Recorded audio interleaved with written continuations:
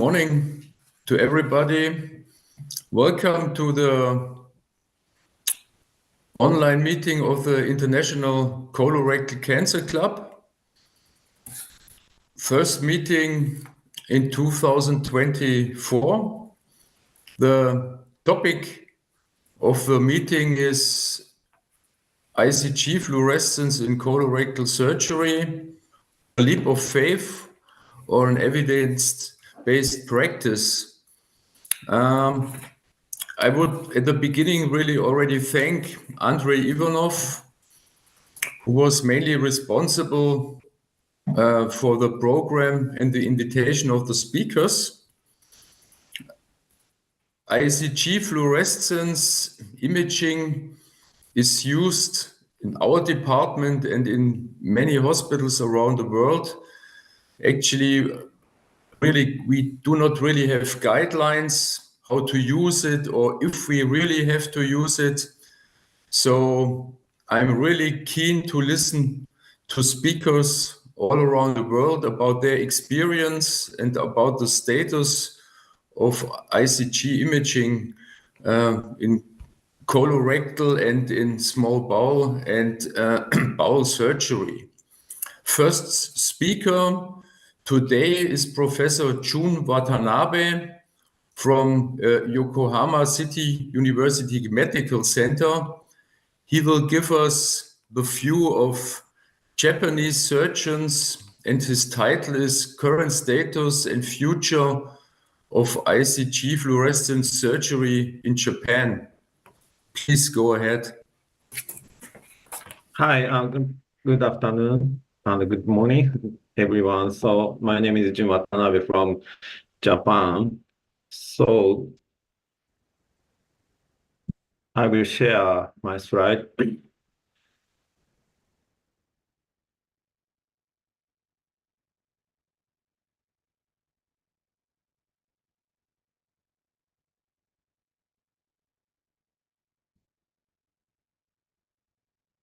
Okay, perfect.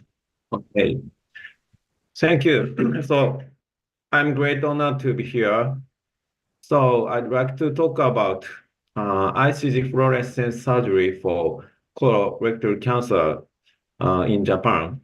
So before starting my presentations, I'd like to express sincere thanks for giving the opportunity to make my presentation in the International Colorectal Cancer Club.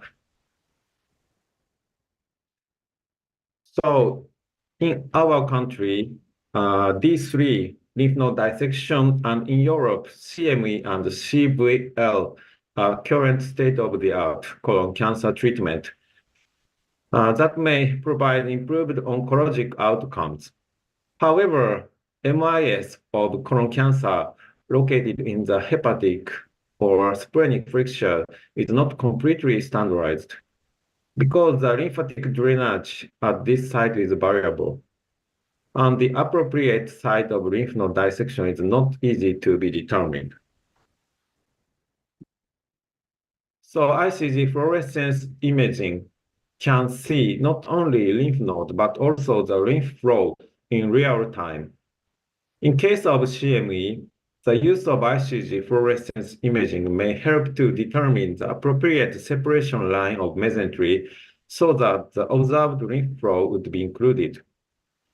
So we have advocated ICG fluorescence image guided CME from 2013, and our paper of this concept was published in DCR. In terms of method for lymphatic flow evaluation, so we laparoscopically injected ICG 2.5 milligram per 1.0 milliliter into the submucosal layer around the tumor at 2 points with a 23-gauge localized injection needle after trocar insertion, and observe the lymph flow laparoscopically using the near-infrared camera system 30 minutes after ICG injection. For example, a 6-year-old man in the case in transverse colon cancer that is close to hepatic fracture, T3 and 0M0 stage 2A, we plan to perform laparoscopic right hemicolectomy.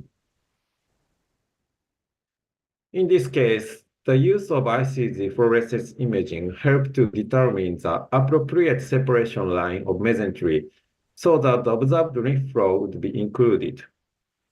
The yellow line is the appropriate separation line of transverse mesocolon in this case. For example, if transverse mesocolon is dissected with a white line, the lymphatic flow from the tumor is left behind, so resulting in incomplete CME. In 2020, the result of Korean ICG study that assessed the clinical value of indocyanine green fluorescence imaging guided laparoscopic right hemicolectomy with D3 dissection was published in DCR. The number of central lymph nodes and total harvested lymph nodes were significantly higher in the fluorescence group than in the conventional group. In the multivariate analysis, the use of indocyanine green fluorescence imaging was an independently related factor for the retrieval of higher number of overall and central lymph nodes. The number of metastatic lymph nodes was not significantly different between the two groups. So this paper concluded that real-time fluorescence lymph node mapping may improve the performance of more radical D3 lymph node dissection during laparoscopic right hemicolectomy for advanced right-sided colon cancer. So to analyze the long-term outcomes of ICG fluorescence imaging guided laparoscopic right-sided colectomy, so we performed a retrospective multi-institutional study that used propensity score matching. A total of 921 patients who underwent laparoscopic right hemicolectomy with lymph node dissection for colon cancer with clinical stage 1 to 3 between January 2009 and December 2020 were included. The patients were divided into two groups, 230 cases who underwent a lymphatic flow evaluation and around 700 patients who did not undergo lymphatic flow evaluation. The 3-year relapse-free survival after laparoscopic right hemicolectomy with and without indocyanine green fluorescence imaging were compared. After propensity score matching, 231 patients were matched in each group. The number of dissected central lymph node and intermediate lymph nodes and the total number of dissected lymph nodes were significantly higher in the indocyanine green group. Regarding the long-term outcomes, the median follow-up was around 3 years. The estimated 3-year relapse-free survival and overall survival rate were around 89% and 95% in the indocyanine green group and 89% and 95% in the non-indocyanine green group, respectively, with no difference between the two groups. Unfortunately, ICG fluorescence imaging guided lymph node dissection did not show any improvement in long-term prognosis. The next topic is a laparoscopic surgery for splenic flexural colon cancer. It is considered that colon cancer in splenic flexure has dual lymphatic drainage of the middle choric artery and left choric artery area. And in addition, if it existed accessory middle choric artery area, there is no systematic data on the frequency of lymphatic drainage route. It is often difficult to decide which vessels should we ligate for splenic flexural colon cancer. This is our retrospective study evaluating the lymph flow pattern in splenic fracture colon cancer using ICG fluorescence imaging, published in International Journal of Colorectal Disease, 2017. Data from 44 patients who underwent surgery for splenic fracture colon cancer were collected. If accessory middle colic artery is present, lymph flow always flow along the accessory middle colic artery. Accessory middle colic artery is a very important vessel in the lymph node dissection of splenic fracture colon cancer. In the presence of accessory middle colic artery, lymph flow often flow along the accessory middle colic artery, so that the accessory middle colic artery is very important for the dissection, as well as the middle colic artery or left colic artery for splenic fracture colon cancer. In fact, in this case, lymph node metastasis was found along the accessory middle colic artery. So I will show ICG-guided CME for the splenic fracture colon cancer. In this case, lymphatic flow was observed along the accessory middle colic artery. First, I identify the SMA by approaching it from the left side of the SMA. Then the root of accessory middle colic artery is identified and dissected on the central side of the SMA.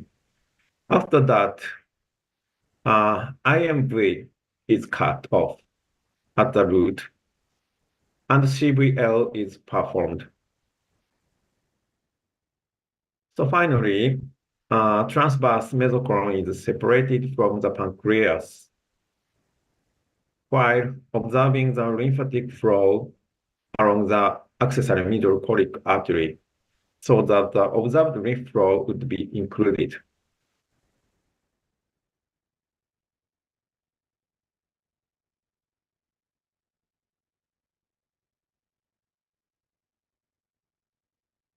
So near-infrared observation confirms the lymph nodes have been completely resected.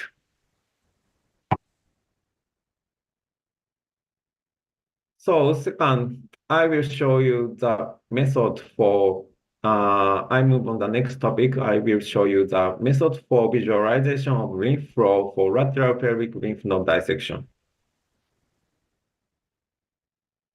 So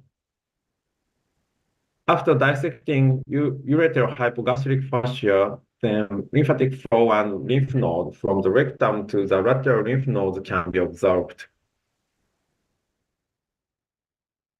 So the lateral lymph node dissection are performed by ensuring that the shining green lymph nodes are included, completely included on the resection side.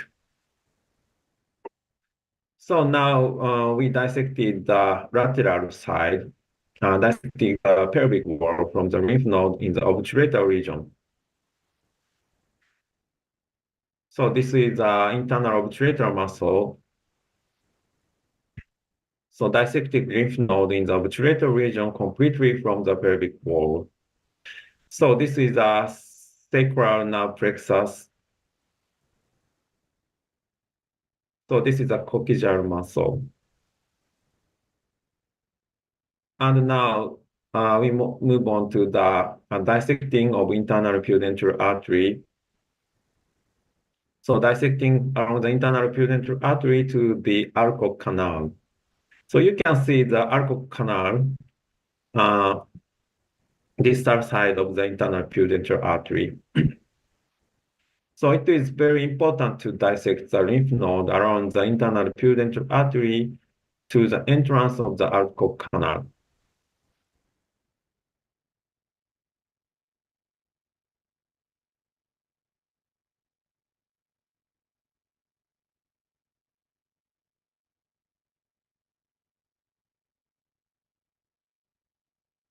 So now we can see the shining green lymph node. So that lymph node is completely resected. So in real time lymph flow mapping.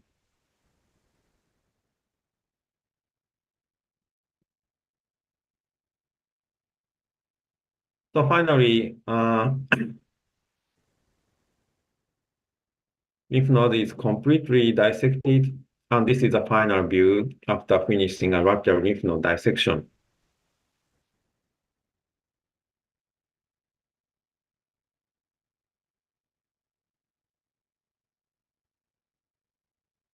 So observing the shining green lymph node is very helpful and improves the accuracy of lateral lymph node dissection.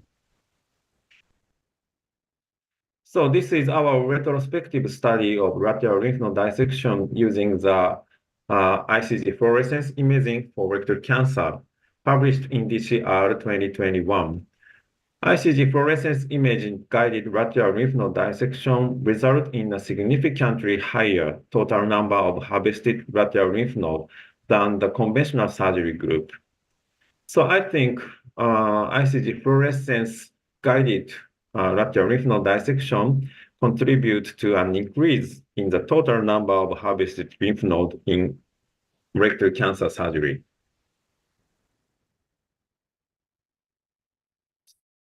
I will show you the long-term outcome. The median follow-up was around 5 years. So the overall survival and relapse-free survivals are shown in this figure. The 3-year overall survival and relapse-free survival were not different between groups.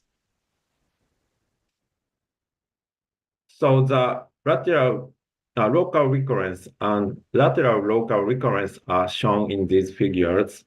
So regarding the local recurrence, the 3-year local recurrence rate was 5.2% in the ICG group and 30% in the non-ICG group. So the 3 years local recurrence was not different between groups.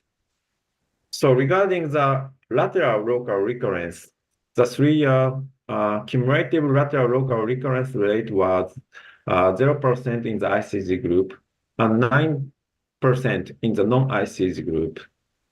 This reveals that laparoscopic lateral lymph node dissection combined with ICG fluorescence imaging was able to significantly decrease the lateral local recurrence rate. It was suggested that ICG fluorescence imaging could contribute to improving the quality of laparoscopic lateral lymph node dissection and strengthen the local control of the lateral pelvis. So next topic is blood perfusion analysis using ICG fluorescence imaging. So according to the result of a large cohort study in Japan, the anastomotic leak rate of low anterior resection for rectal cancer was 13% for Japanese Society for Cancer of the Colorectal and 10% for the National Clinical Database and 11% for the Japan Society of Laparoscopic Colorectal Surgery. So around 10% of anastomotic leak have occurred in Japan. And this rate has not changed in the last 10 years. So there has been an increasing number of reports concerning the evaluation of blood flow of anastomosis using the ICG fluorescence method in this field. It is necessary to change the planned resection line of the oral side of the intestinal tract in at least 5 to 6%. In addition, these study report that incidence of anastomotic leak is as favorable, ranging from 0 to 7%. So however, evaluation of ICG signal is still too subjective. So additionally, more prospective randomized and adequately powered studies are required to completely reveal the true potential of this surgical technological innovation. So now, 6 large randomized controlled trial is ongoing or planned or already registered. So unfortunately, Pillar 3 trial was terminated on the way. So therefore, we started the phase 3 trial in December 2018. This trial is evaluating the effect of the ICG fluorescence method on anastomotic leak after low anterior resection. This study name is the Essential Trial. The planned sample size was 850 cases. A total of 41 hospitals is participating in this trial.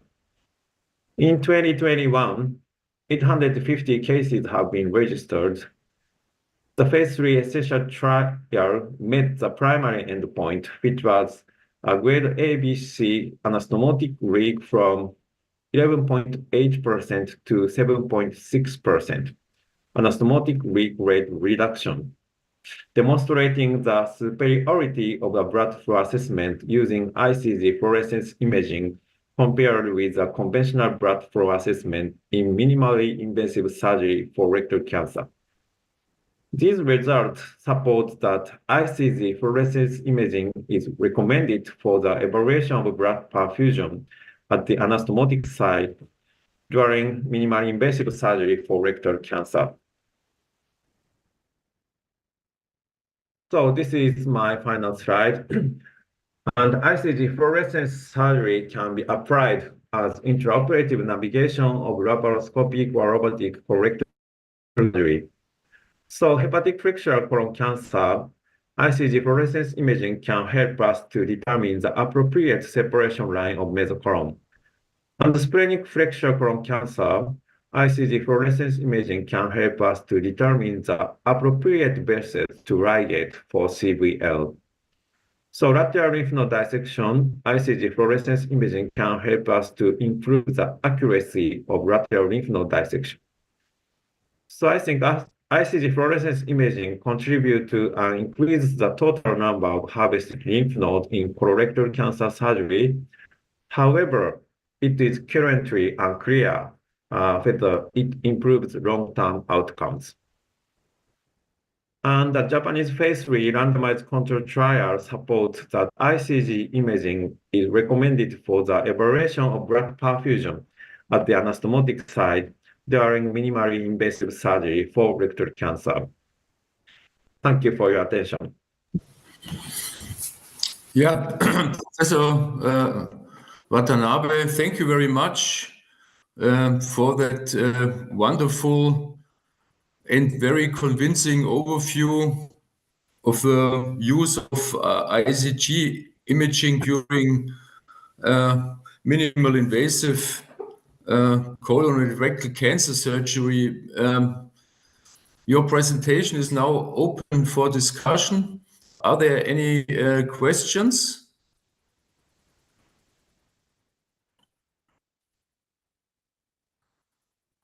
Yeah, please go ahead. Hello, thank you for your brilliant presentation. Professor Watanabe, I would like to ask you about the medial border of the lymph node dissection for the right colon cancer. So what is the rate when you change your medial border? Because we know that the major surgical trunk follow the SMV, but you demonstrated that lymphatic flow from the right colon using ICG follow the SMA. So how many cases you have when you follow SMA, not SMV?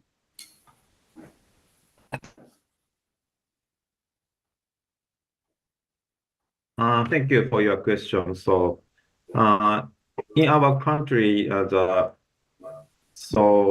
hemicrectomy for right-sided colon cancer is completely standardized. So usually we dissect along the SMV. So and dissecting SMA is very rare. So when we observe the lymphatic flow from the tumor by ICG fluorescence imaging, so change the surgical plan rate is very rare, around the 5%. So that is why the long-term outcome is not different in ICG fluorescence image-guided surgery and conventional D3 dissection surgery. You?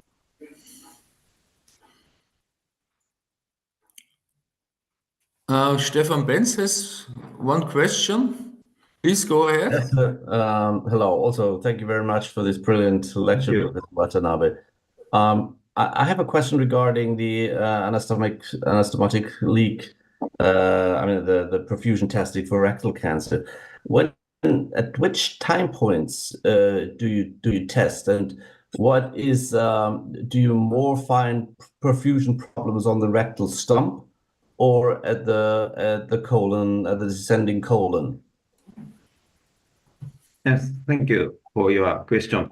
So our evaluation timing is just before anastomosis. So mainly we evaluate the proximal side of the bowel. That is because rectal stump is a very good perfusion. So pure perfusion of rectal stump case is very rare, and I cannot see that rectal stump poor perfusion case. So we mainly evaluated the proximal side of the bowel. Thank you. Okay, thank you very much, Professor Watanabe. We have to move on. And I will hand on to Andrei Ivanov, who is going to introduce the next speaker. Next speaker from St. Petersburg, Professor Viktor Kashchenko. He is not only users of this fantastic technology. He works together with engineers and trying to improve some technology to measure the perfusion of tissue. Professor Kashchenko, go ahead. Dear colleagues, thank you very much for invitation, and it's a great honor to participate in such a fantastic event. And let me share my presentation. And let me share. Is everything okay? Thank you. Thank you. This is my first slide, tissue perfusion assessment in abdominal surgery. So I have nothing to disclose, and my talk will be in accordance to our Safe Surgery project. This is a project which is trying to collect all the tips and tricks and also surgical technology which decrease the possibility of the complication. So we are going to discuss intraoperative visualization of tissue perfusion, and first of all, the potential danger of tissue ischemia during gastrointestinal reconstruction. Then we discuss about qualitative and quantitative assessment of tissue perfusion and intraoperative safety control checklist, which we another call CMV, critical view of safety using ICG technology. Then two techniques for intraoperative tissue perfusion assessment, ICG fluorescence and imaging photoplethysmography tomography will be discussed. And finally, we try to make a comparison of imaging photoplethysmography and ICG fluorescence. So after being granted the FDA in 1959, ICG was initially used in hepatic function estimation and later in cardiology. And I would like to emphasize it is Japanese equipment, and the first articles was from Japan. And another idea that even in the start of this technology, you can see the not qualitative but quantitative assessment of any parameters. So, but we are going to discuss about tissue perfusion assessment, And intraoperative monitoring is a great importance during surgery because we know that ischemia can disturb any process such as healing of anastomosis and can cause leak. Factors affecting tissue perfusion during surgery are multiple. Any ectomy accompanied by ligation of regional vessels and lymph node dissection could potentially compromise tissue perfusion. Loop mobilization in order to perform reconstruction, mesenteric dissection, ligation of main vessels, and even bowel transfection, the stapling or suturing. And because it is quite,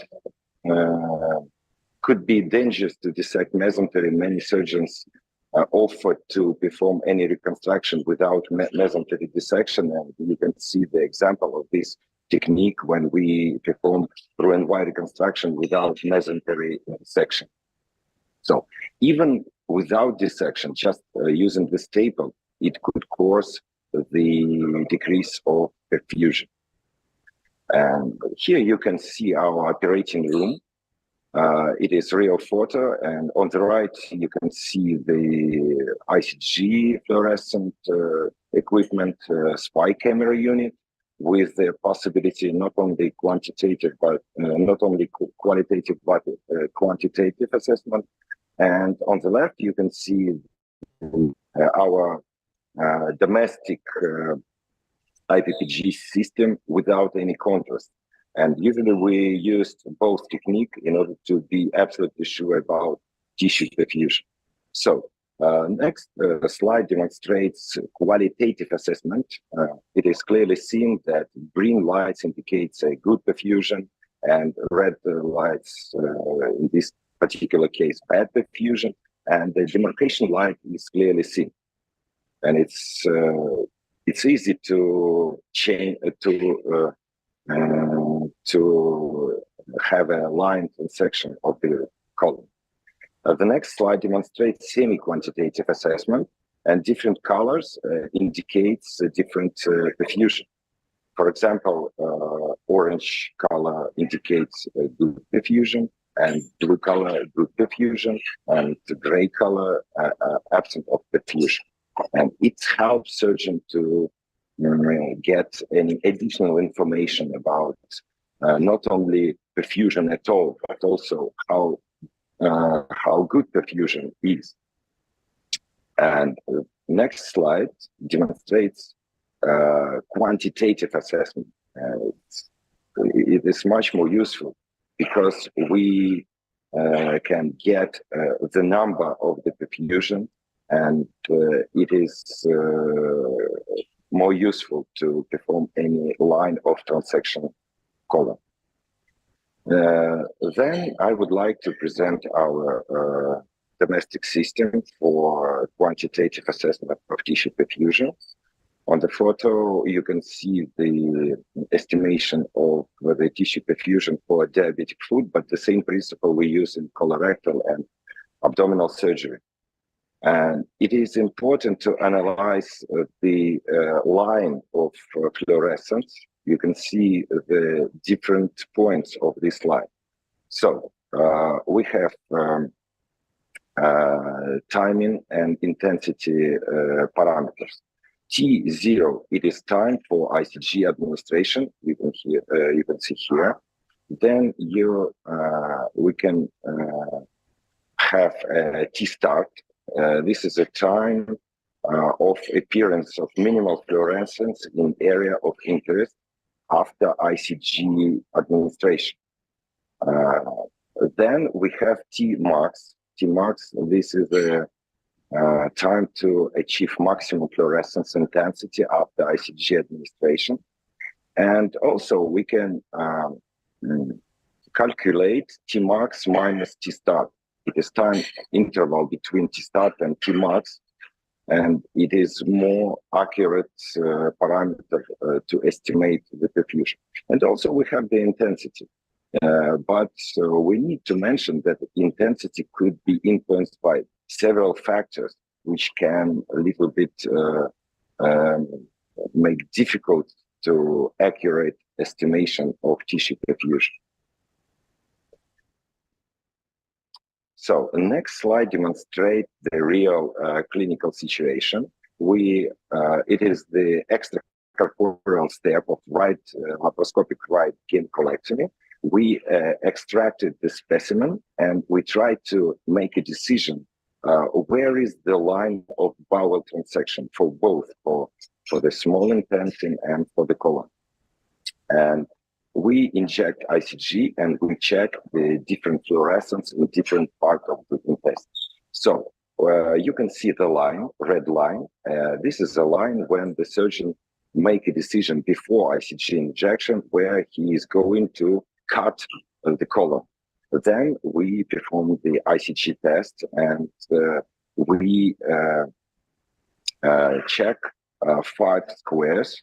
The red square is the square where we try to cut the colon, and then we have another distal, 2 distal square and 2 proximal square, and then we will compare the intensity of fluorescence in different squares.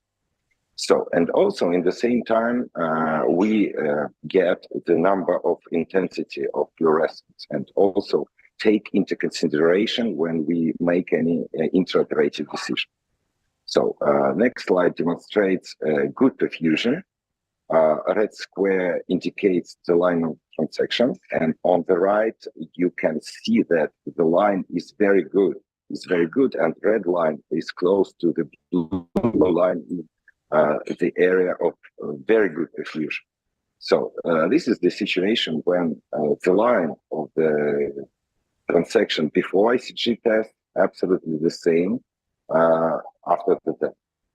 But the next slide demonstrates the different situation. So the surgeon decided to cut the colon in this particular area, a red square. But look at here, this area has a very low perfusion, very low tissue perfusion. And in this particular situation, we need to change this line proximally. And this is extracorporeal step of left-sided resection. And we need to change this line proximally and move it to the green square, So, and our results indicate that a change in the resection line after evaluation of tissue perfusion using both qualitative and quantitative assessment is about 17% in colorectal resection. So it's I think it's really a big percentage to change the mind during the surgery. So this slide demonstrates that ICG estimation, not like ICON. There are some situations when we need to revise the information. For example, here you can see the intraoperative situation during hernia surgery, and the intestine, which should be resected, has a hyperfluorescence because probably because of the vein thrombosis and a lot of blood in the vascular system in the intestine, which should be resected. So in this situation, the ICG fluorescence could not be the indicator of a good intestine and a good perfusion. That's why we tried to use several techniques, and another one is a photoplethysmography, which we perform without any injection, without any contrast media. And we can use photoplethysmography both for open and for laparoscopic surgery. And we have demonstrated that imaging photoplethysmography is an easy tool for monitoring changes in tissue blood perfusion during abdominal surgery. And our work demonstrates that the absolutely equal information which we got from ICG injection and after performing photoplethysmography. And very good correlation. And we can use both techniques for more precise estimation of tissue perfusion. Another situation when we use estimation of tissue perfusion is to make a decision which type of vascular ligation should we use. Usually during left-sided resection, we need to make a decision high tie or low tie. And in this situation, we try to use functional test. On the left slide, we put the temporary clip on the left colic artery and estimated perfusion. Then we remove this clip and repeat this estimation. And we have seen that about 30% of increasing perfusion after removing of clip, that indicates that left colic artery has a great importance in this particular situation. So it is some kind of personal approach for surgery. Another example of decision-making assessment system, when we try to estimate whether or not this transplant has a good perfusion, and you can see more than 50% decrease of tissue perfusion on the top of the transplant. This is a jejunum for esophagojejunostomy after gastrectomy. So we have decided to cut this part of the intestine in order to make anastomosis with the good jejunum with 77% of perfusion.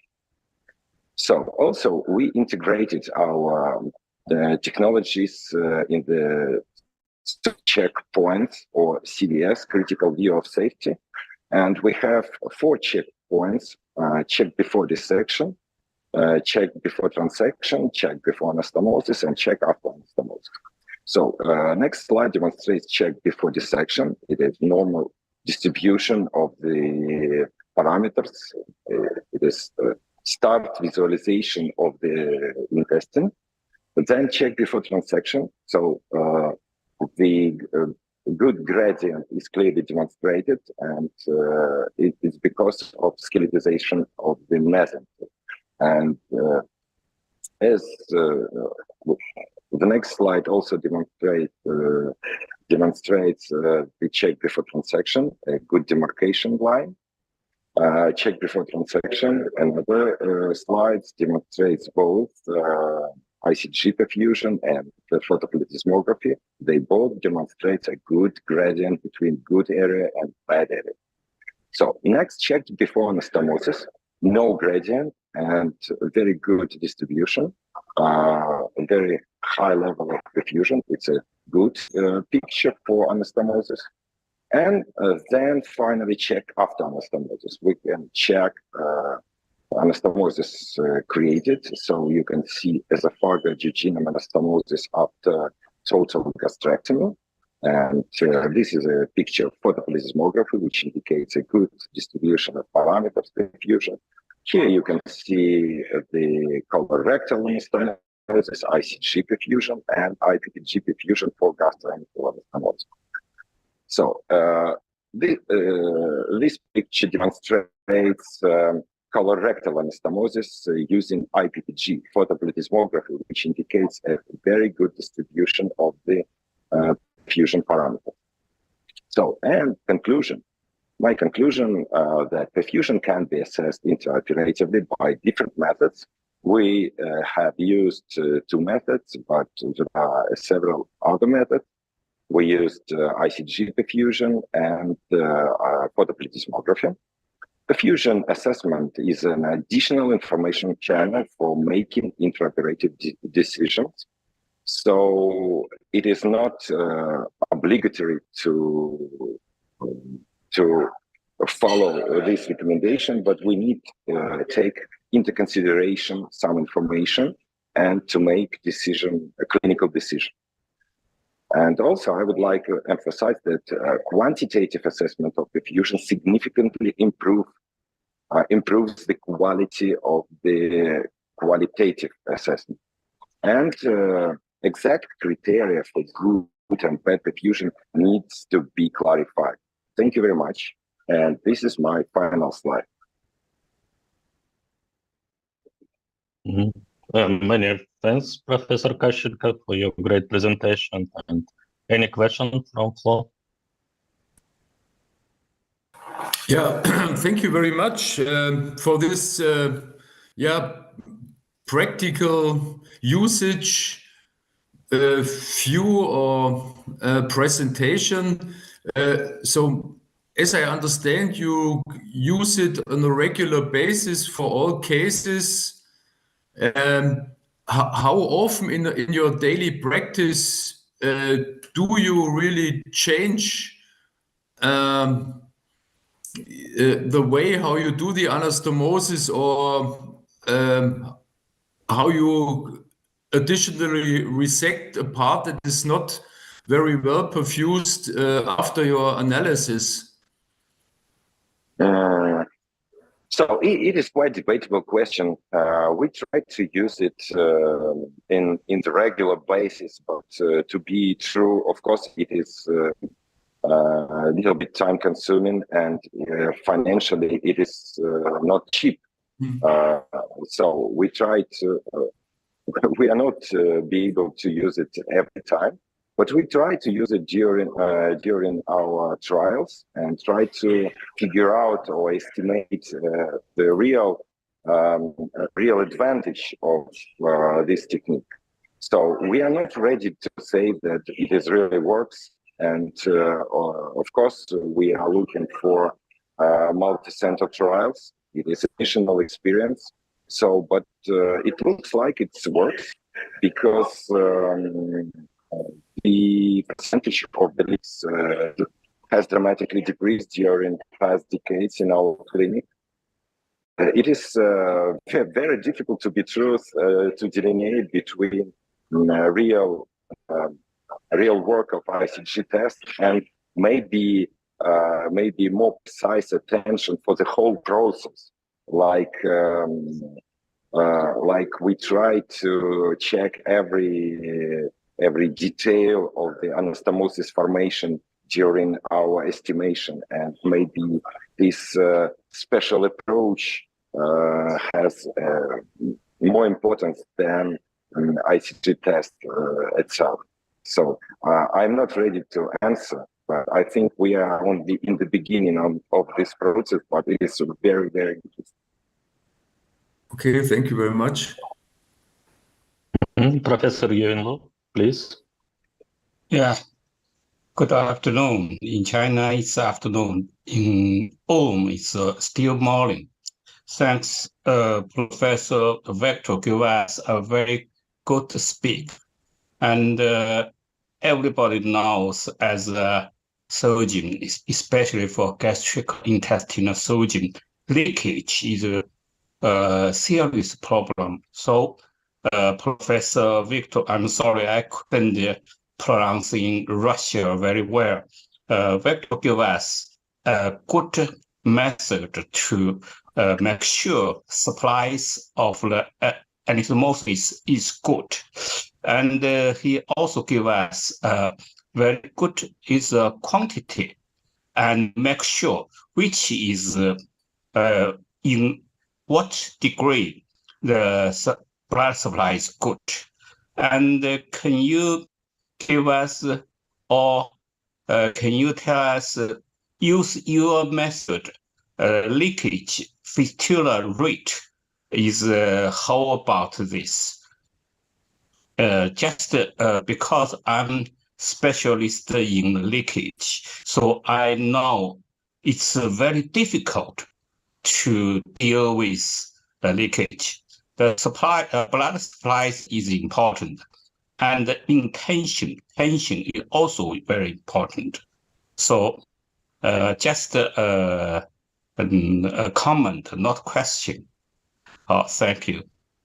Thank you. I'm absolutely agree that there are many factors which could cause leakage, and the tissue perfusion just only one factor which we take into consideration during the ICG, and we need to follow all the basic rules creating anastomosis. And even using all these rules, we are not sure, because many factors could be influenced by the patient and doesn't influence by surgeon.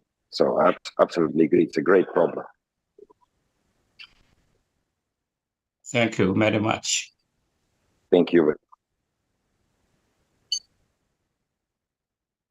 I don't see any question. We can move on. And actually, now I'm thinking about booking new video system, and the decision about book ICG or not, it's questionable. And because some industrial company now produce video system when you collect as Lego, with 3D, with ICG or without ICG. And next speaker, Professor Suk-Hwan from Korea, maybe more skeptical according topic about this technology. Please, Professor. Thank you. Can you hear me? Yes, we can hear you. Okay, thank you. Please share my slide. Dobry din. I'm Suk-Hwan Lee from Seoul Kyung University, Seoul, Korea. Today, I will talk about, let's see.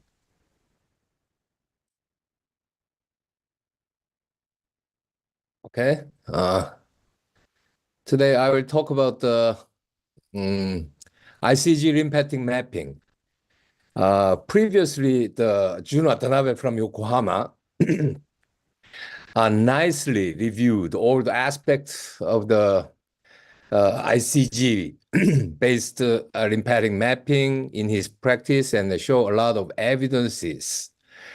So I will just briefly review the techniques.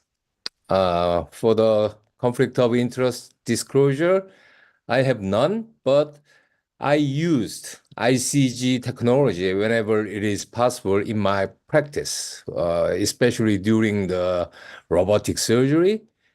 But my talk is not an ICG angiography talk. I will just focus on the lymphangiography, ICG lymphangiography. So I will talk about something what was happening 20 years ago in Yokohama, and then I will talk about the recent evidences, and then I will talk about the future perspectives of this very popular and hot topic nowadays. So actually, the John Watanabe is from Yokohama, and then that reminds me about 20 years ago, I attended the Sentinel Load third International Sentinel Load workshop held in Yokohama, Japan. So I attended the conference, and I remember I had a wonderful dinner cruise at that time. And then at that time, there was a hot issue about the skin metastasis in colorectal cancer using a radioisotope scan or by using the blue dye. At that time, the isosulfan blue, lymphazoline, blue dye technique was very popular because the sentinel node concept from the breast cancer moved to the colorectal surgery area, and then this concept makes a lot of colorectal surgeons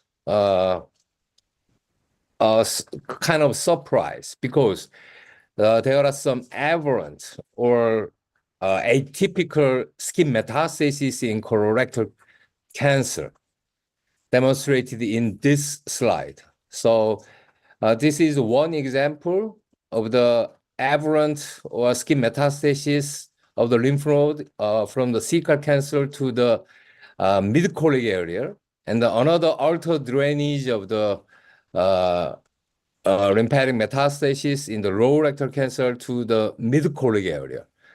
It was, at the time, it was a kind of the great surprise.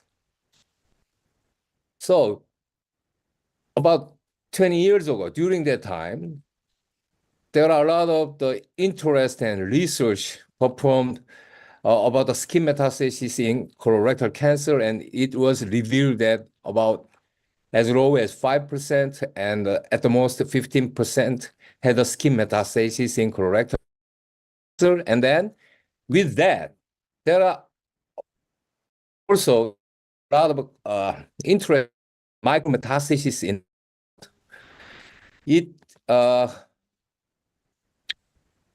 Responsible for about 12 to 25% of cases. By aggressive and enthusiastic research on the lymph node, there will be a stage migration from the early cancer. If there is a micrometastasis, the cancer will be, the patient will have the upgraded stage. So this kind of the stage migration resulted in improved survival both in the early and late stages of the cancer patients. And then now that kind of the interest moved to the circulating DNA or liquid biopsy now. So as I mentioned here, so far, our interest about the lymph node and then detection of the lymph node during surgery is continuously changing and moving. So in the year 2002, around the 20 years ago, sentinel node or blue or hot node was a topic. Right now, with the introduction of the ICG fluorescence imaging, now we are focusing on the blue light image. So this is the report from 20 years ago. They are using isosulfan blue dye comparative to compare the nodal upstage between colon and rectal cancer patients. Successful sentinel node identification rate for colon cancer was 99% and rectal cancer was 91%. Patients with positive lymph node is 42% for the colon cancer and 32% for the rectal cancer.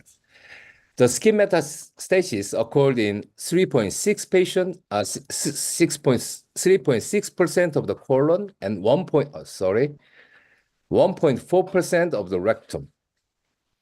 Among 20%, 12 or 13%, the sentinel lymph node are the exclusive site of metastasis. So in colorectal cancer, the sentinel node did not represent the lymphatic status, lymphatic metastasis status of the lymphatic basin of the surgery.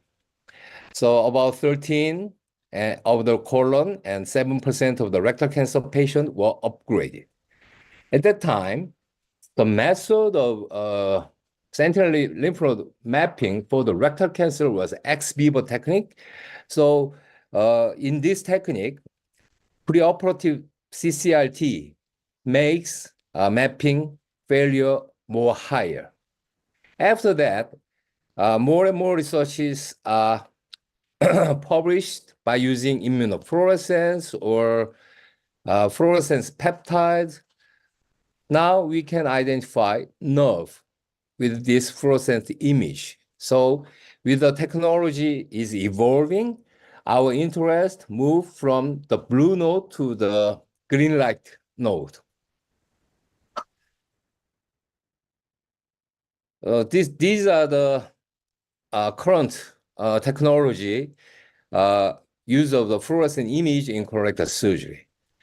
The most popular one and interesting part is the assessment of tissue perfusion and vasculature. Second one is the assessment of tumor, and third one is the lymphatic drainage, and then the other one is the identification of urinary tract. So today I will focus on the lymphatic drainage only. So by using the ICG technique, intraoperative visualization of green node is feasible. This is a study from Japan. So among 57 patients, lymphatic mapping was successful in 75% of the patient, and high failure rates of lymphatic flow identification is in stage 3 or 4 cases. So ICG test, ICG lymphatic mapping is useful only in stage 1 or stage 2, early colorectal cancer cases.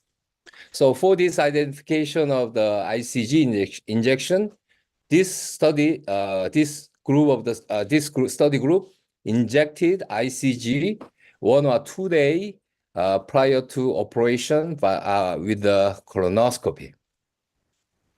So this is another study published in Technology in Coloproctology 2029. Unlikely the blue node using isosulfan blue, by using the ICG, the pooled sensitivity of the sentinel node identification was 63%, and the negative predictive value of 81%, and detection rate of 94%. Upstage occurs in 15% of cases. So to do that, we need to standardize the sentinel node mapping procedure, validation of the trace composite and injection method, and improvement of the real-time optical guidance. Another study published in Annals of Surgical Oncology from Japan, by this visualization of lymph or blood flow, laparoscopic colorectal cancer surgery can change the surgical plan of lymphadenectomy 24% of patients. The metastatic rate of ICG positive node was 10%, and then metastatic rate of ICG negative node was also 5%. So no metastatic node were ICG negative more than 5 centimeters from the tumor. So we focus on the ICG signal very close to the tumor. So concept of the skin metastasis proposed about 20 years ago by using isosulfan blue or the radioisotope technique was a little bit condemned right now, I think. So this review, this study published in DCR by the Korean colleagues, already mentioned by the Jun Watanabe, by using the ICG technique, the lymph node harvest, total number of lymph node harvest increased from 30 to 39, and this main increase is responsible for the central area lymph node. So the use of the indocyanine green fluorescent imaging was an independent factor for the retrieval of the high number of the overall lymph node. But the number of metastatic lymph node was not significantly different between the two groups. This means the green light node not always means the sentinel node or the metastatic node. So this is also mentioned by the Jun Watanabe. ICG increased the number of lateral pelvic node retrieval, and then ICG group experienced significantly lower intraoperative blood loss and higher, larger number of the harvest lateral load in their study. The use of the ICG may improve the safety of the lateral lymph node dissection for the rectal cancer. But by using ICG technique and improved lymph node retrieval, no report ever proved improved the survival of those patients. So in GI cancer and near-infrared fluorescent image, identify the lymph node outside the standard station occurred in 52.1% of all cases. This is still means the kind of the possibility of the skin metastasis, and then this is still strong between the evidence and some kind of suggestions. So among these outside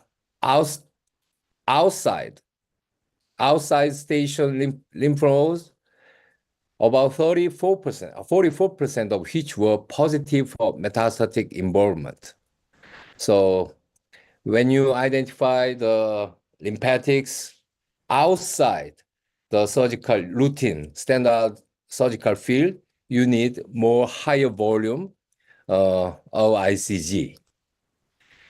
So by analyzing these evidences so far, European Association of Endoscopic Surgeons consensus recommended like this. ICG fluorescence lymphatic imaging is safe and feasible to allow the identification of lymphatic anatomy during colectomy for colorectal cancer. Although the clinical value is yet to be defined. So the level of evidence is very low. However, they recommended that further research to standardize the technique of fluorescent lymphatic imaging during colorectal surgery and to investigate its clinical benefit. So they recommended it very strongly. And then about this statement, about 92% of the participants agreed the statement on the EAES consensus meeting. So I'd like to summarize my talk. So ICG lymphangiography during colorectal cancer surgery is feasible and safe. By using this, we can harvest more lymph node. And then the usual detection rate of sentinel node is very high, more than 90%. By using this technique, we can improve the surgical quality of the lateral pelvic node dissection. However, as I mentioned earlier and repeatedly, the sentinel node in colorectal cancer surgery did not mean the metastatic node, and then the standardization of technique and then dosage of the ICG in specific condition is needed so far. Right now, more and more fluorophore can be conjugated to the radioisotope, such as technetium-99m, or to cancer-specific antibodies, such as anti-CEA. So you can see many studied in the research, the product will coming to our clinical practice in the future. So by using the ICG technique, we can improve imaging during surgery. Thank you very much for your kind attention. Many thanks, Professor Suk-Hwan, and you show future of this technology maybe, and any question? Yeah, Professor Lee, thank you very much for your critical overview and analysis of the data available for ICG mapping. My personal question for you is, are you using ICG in your daily practice at the moment? Because at the beginning of your talk, you said you used ICG 20 years ago. Are you still using it? Oh, I used the isosulfan blue at the time, 20 years ago. Yeah. Right now, I use ICG whenever it is possible. So we have the robotic system that we can use ICG whenever I perform the robotic surgery. But some laparoscopic system, they do not provide the neo-infrared fluorescent function. So in that case, I cannot use that. But whenever I have equipment to see immunofluorescent technique, I can use it. But for the lymphatic mapping purpose, I do not use that. I use the ICG for the perfusion, angiographic. Perfusion. The perfusion technique only.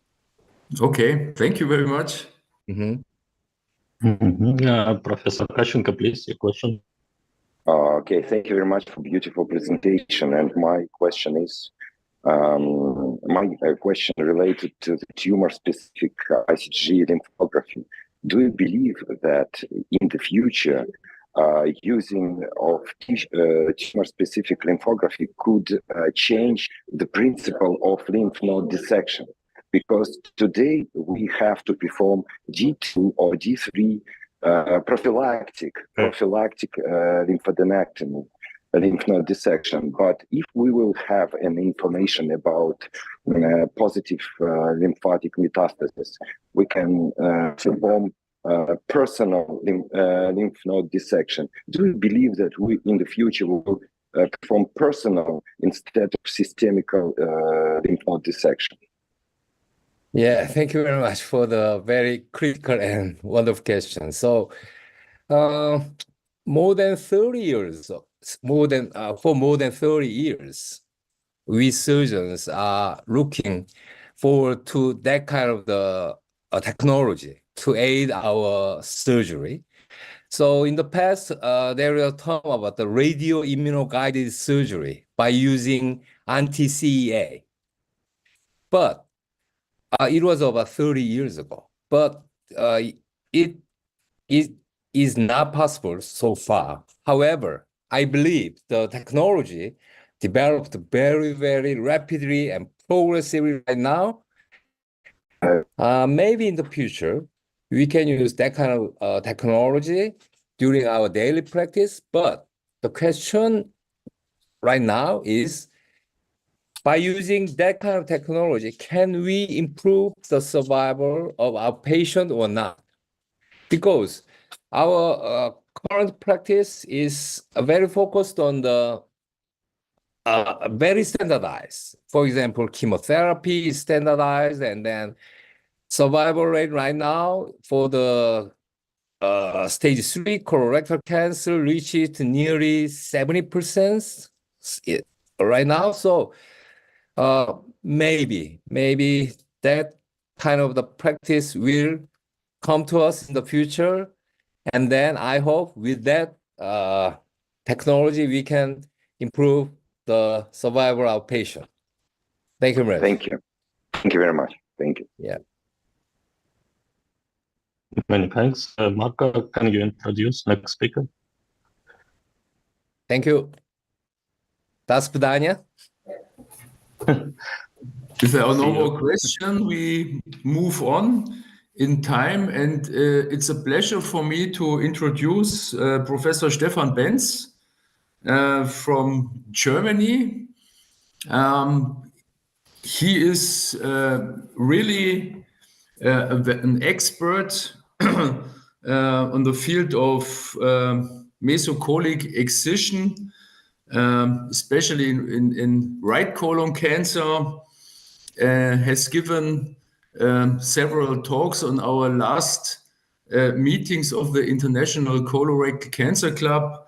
And I'm really looking forward to his presentation now about the use of ICG imaging according to extent of mesocolic excision. Please, Stefan, go ahead. Yeah, thank you, dear Marco, dear colleagues. Thank you very much for the invitation for, again, having me on the International Colorectal Cancer Club.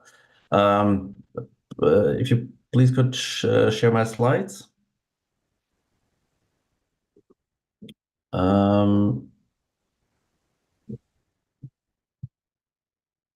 Okay, I can share myself. Ja, du musst unten den Bildschirm freigeben. Yeah, okay. I thought it was okay. So it should work now. Yeah, much has been said, and we will have some repetition of the data, of course, but probably I can add some new aspects. I've no disclosures. So when we talk about the extent of the excision of the mesocolic excision in colorectal or in colon cancer, we first, or by the modification, we first have to talk about what is the standard that probably could be modified. And I try to sum up the data very quickly, starting from this meta-analysis from 2020, summing up 14 studies, all of them, however, not randomized. But if you look at the meta-analysis overall, stages 1 to 3, you will see a positive effect in 3 and 5 year overall survival, and also at least in 5-year disease-free survival. And if you look at this by stages, you see the main effect that has been found in this study is stage 3. Now we have published in 2022 our prospective multicenter trial, not randomized though, in the British Journal of Surgery. What have we done? We have collected 1,000 patients in 53 German cancer centers. And this was a sort of a quasi-experimental trial, which means we divided the groups by the presence or the documentation of the dissection of the SMV, which was, however, not known to the surgeons. So what we got is a fairly equal distribution between non-CME and CME specimens of largely 500 patients in each group.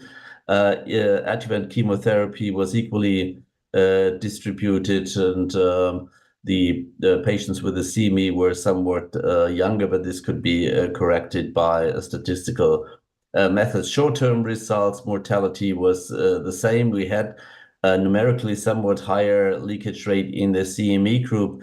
However, this didn't reach statistical significance.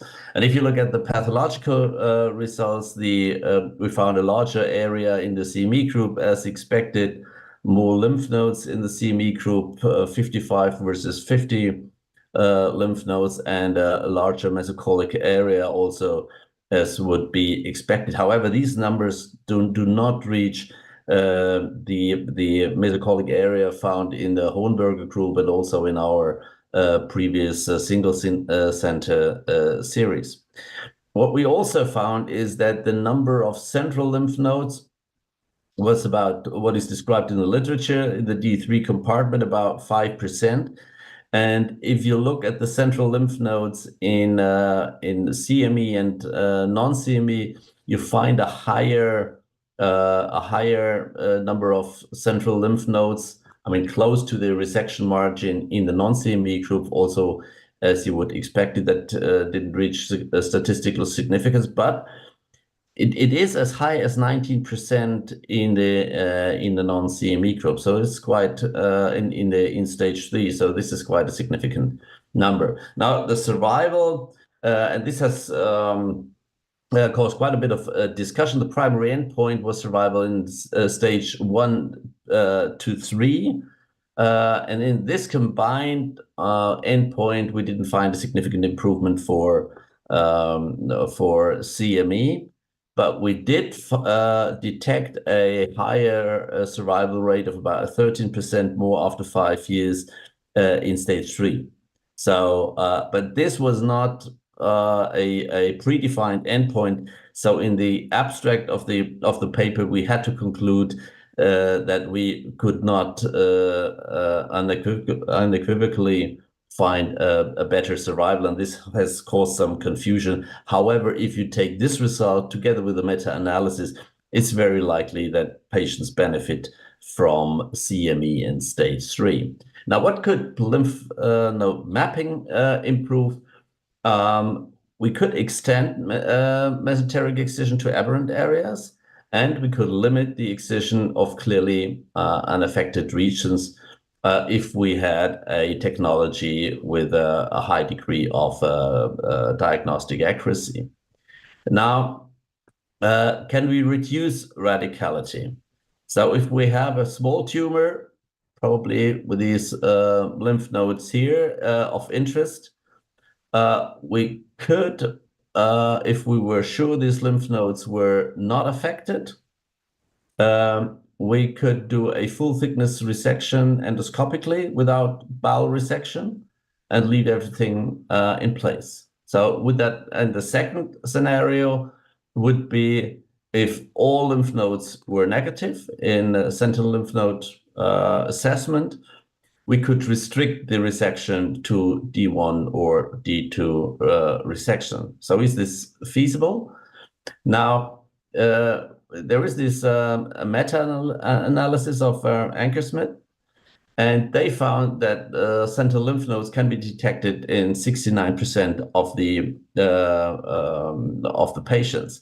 However, the sensitivity, and we've seen this data before, is only 0.63, so it's just not accurate enough to base a decision on that. And the negative predictive value is also quite low. So clearly, this is not a method that can be used to limit mesocolic excision or to evade colonic resection in tumors. Now, so the conclusion here is no sufficient diagnostic accuracy, and especially if you find a positive lymph node, you have sort of preach the mesocolon in a way that you might impair prognosis. So I think that should be strongly discouraged. Now, what about finding new lymph nodes or extending the lymphadenectomy to aberrant regions? There is this interesting study in gastric cancer.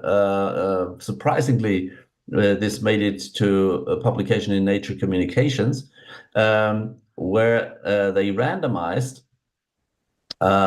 some 266 patients to either ICG or non-ICG lymph node mapping and lymphadenectomy accordingly, and they found an improvement in survival for ICG mapping. So this also, of course, would be attractive for colorectal cancer. This we have seen data before.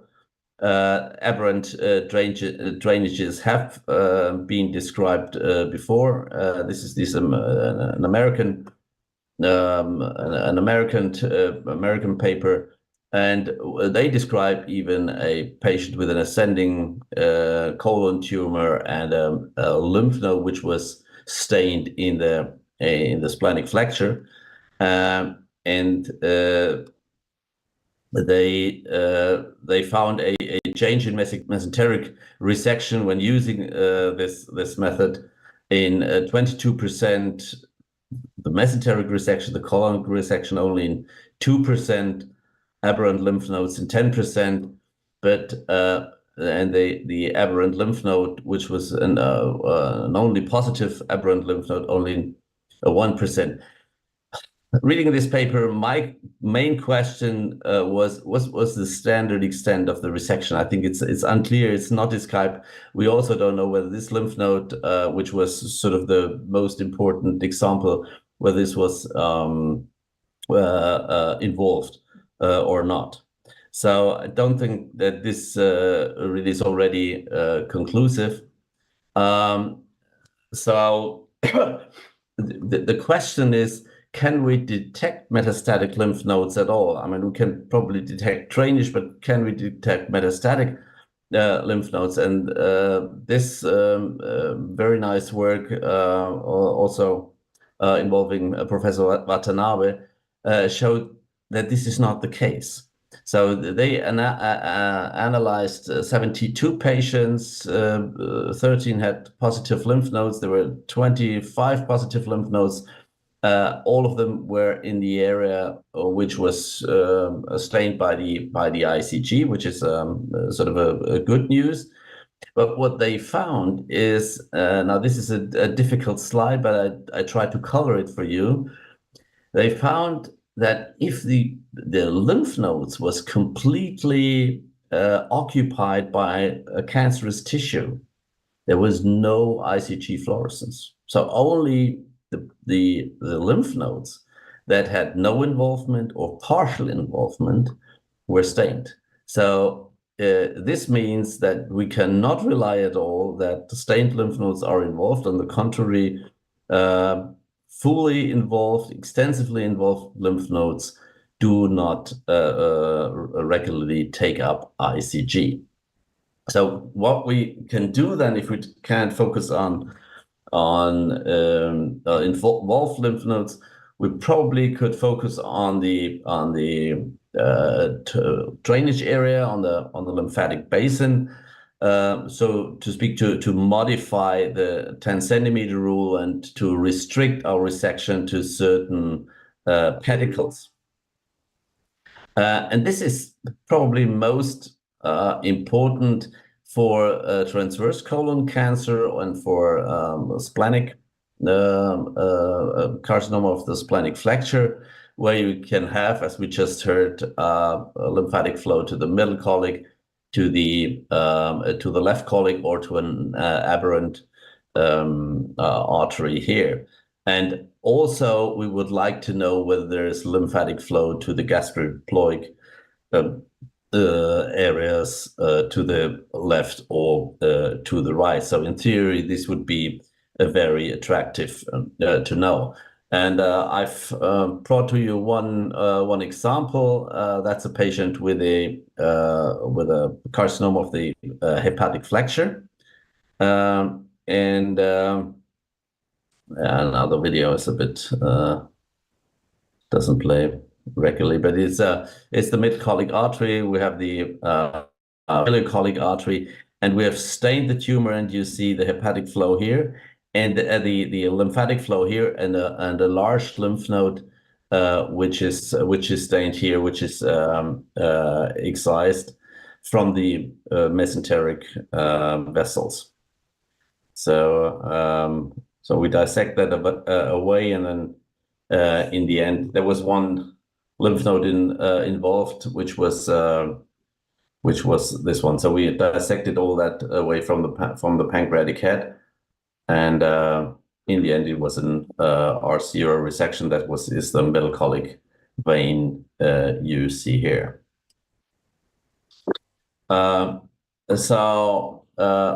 Is this a reliable method?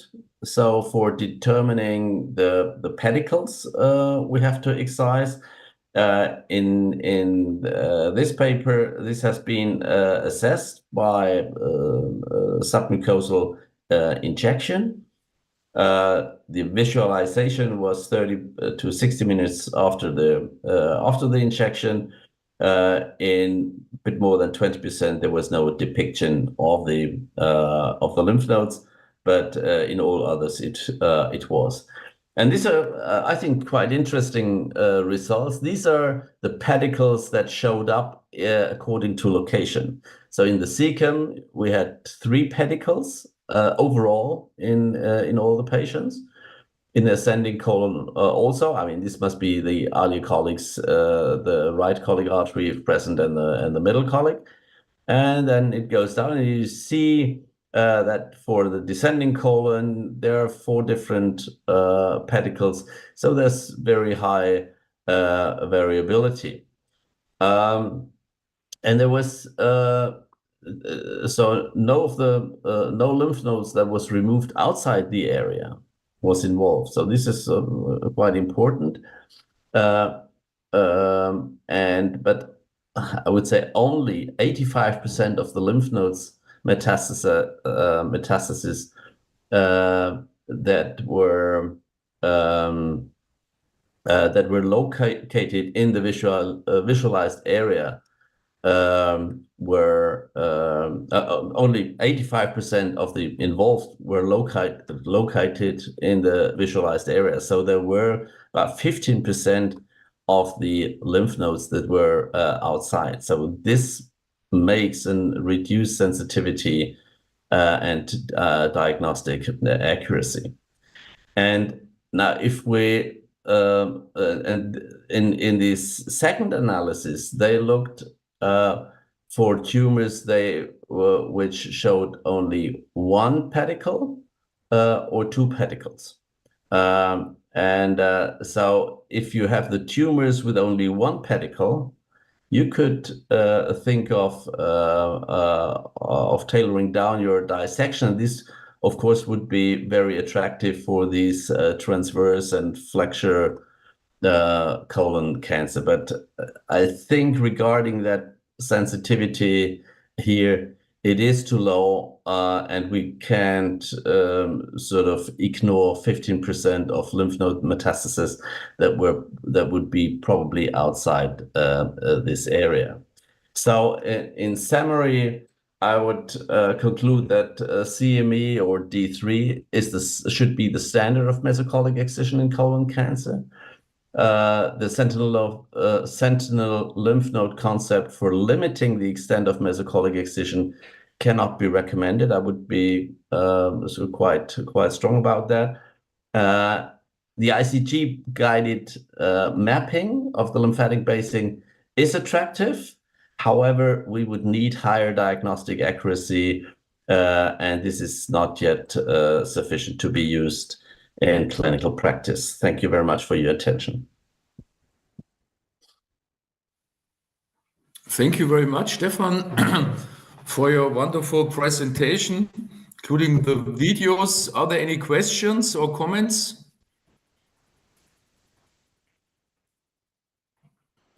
If not, at the moment, let me start with my question, especially if you have cases in the right flexure or transverse colon or left flexure. Do you use the ICG injection on a regular basis now already and try to remove really then all remaining lymph nodes, also if they are outside of your planned resection margins?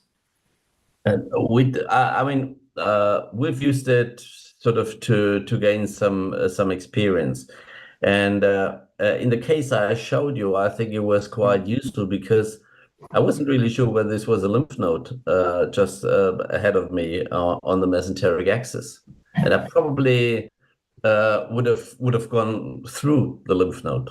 So it wasn't from the dissection. I could show the whole video. It wasn't really clear that this was a lymph node. But after I saw this, I made my way around it and sort of also dissected a bit along the mesenteric artery just to make sure to get the whole lymph node.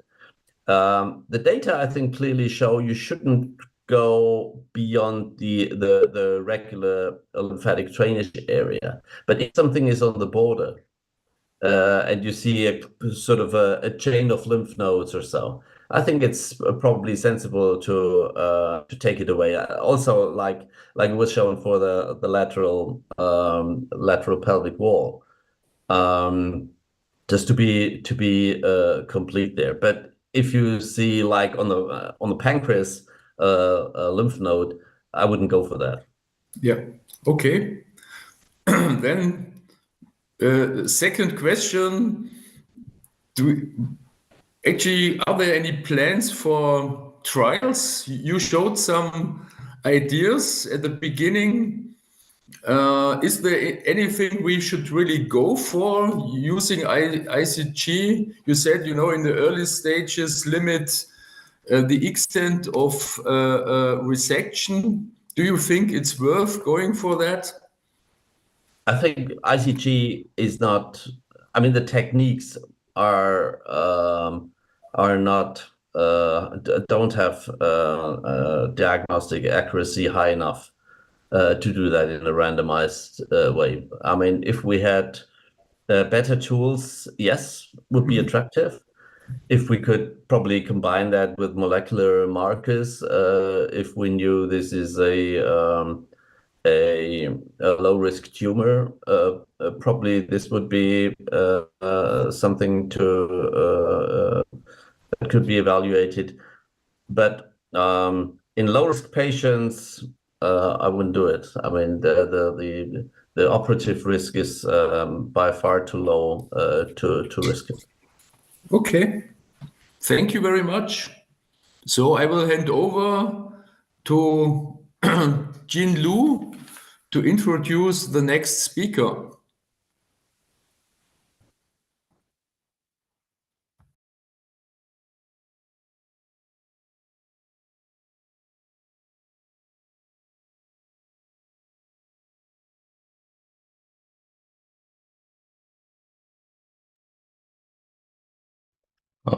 Maybe Chen Chunqiu can start and introduce yourself.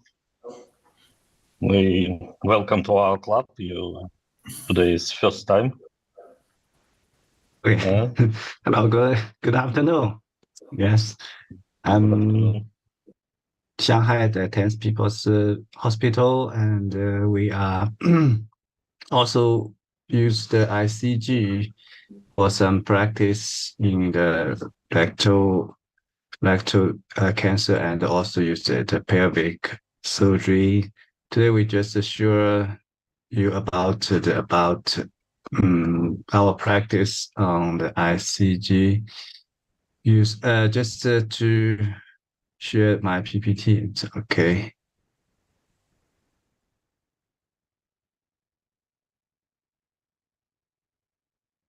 Can you see it? Yeah, yes. Okay. Just so I talk about the intraoperative use of the indocilin green fluorescence imaging in the pelvic surgery. And here we just introduction, and the second is about applications in the pelvic surgeries, and the last is the summary. First, about the introduction, as talked about before, there's several professors also talk about the use of the ICG. That is most molecular fluorescence imaging, new intraoperative fluorescence imaging technique most use to detect and display and navigate the surgery tumor resection now. And many fields, namely departments, also used here. Here we should just sometimes they will use the hepatobiliary surgery to the primarily judge the tumor natural and the degree of differentiation, and also find minute liver cancer. And for the left and right hepatic, it's very helpful for the hepatic sementectomy and bile duct detaching during the hepatectomy. Also maybe find the post-operative bile leak. Also use the sidelock surgery. It's the similar like as used for the sentinel lymph node biopsy and lymph mapping and vascular perfusion and node detection. And some they use the breast surgery for the tumor tumor location and sentinel lymph node tracing and free flap breast reconstruction, define the margins of the breast conservative survey, and they also use in the siloed surgery just to parallel detaching sentinel lymph node tracings. The second part, just we sure to about applications in pelvic surgery. Mostly it's used to lymph node mapping, and here's two pictures about the determination of the direction of the lymph node, lateral lymph node drainage under the guidance of endothelial green, enhance the near infrared fluorescence guided imaging. Here's very clear in the A is the normal imaging, the B is the endothelial green, enhance near infrared fluorescence guided imaging. And it's distinguished between the lymph nodes and the lymph soft tissues, and you can find the tissues with this lymph tissue and the lymph nodes, and it helps us to do the operation. And also it's used assessment of the vascular perfusion at the anastomosis site. Here's a picture about evaluation of intestinal perfusion after intravenous injection of the endothelial green during total mesenteric excision, allows identification of the section line before the anastomosis construction. So it will be help us to decide where to cut the colon and to do the anastomosis. And also will be used to perfusion assessment skin, the subcutaneous tissues. And here is also it's a report on the ICG analysis of subcutaneous skin flaps, where perfused tissue are seen as blue in the color mapping model, while the perfused tissue appear gray. The picture A is the age of the flap showing under perfused tissue as shown by the arrow. In the picture B is the same age showing adequate perfuse after resection of the number of the under perfused tissue. The C is fluorescent image of skin and the subcutaneous flaps showing adequate perfusion. This one. This is, we always do the pelvic surgery involved flap deflection and require the flap reconstruction. So it's also important to use to assess the skin and the subcutaneous flap. Use the ICG to be helpful for us to do the good operation and for the patient recover. And sometimes it's reported used to the neuroimaging. It will be used this report is used 4.5 milligram of ICG was intravenous, inject 24 hours before the surgery. The intraoperative ICG fluorescence image was applied to identify the splanchnic plexus around the urate, inferior mesenteric artery plexus around the inferior artery roots, and the sacral plexus along the lateral ligaments. On this picture, we can find on the A is the scalar plexus of autonomic pelvic nervous under the fluorescence, and the B under white light. The sacral plexus of autonomic pelvic nerves are displayed very clear, and both light and in iris can find the nervous. I don't know on this picture. Here we have prepared one case about the lymph node dissection. The ICG helped to find these lymph tissues. Here's the case, a female, 49 years old, it's to do examination for the digital rectal exam, find the rectal cancer 4 centimeter from the anal margin, and it's the adenocarcinoma. The MRI showed the stage is T4A and N1A, and we can find the tumor in the middle, in the low of the rectal. And just before the patient transport to operation room, the patient first sent to the digestive scopic center to do the cholescopic subcutaneous injection of the ICG. We used 2.5 milligram per milliliter and 0.3 milliliter injected each point. Here is the picture we just shoot in the endoscopic injection. And here's the video on our operation time, just the ICG guided dissection of the number 253 lymph nodes. It will help us to find these lymph nodes and to do dissection, and then to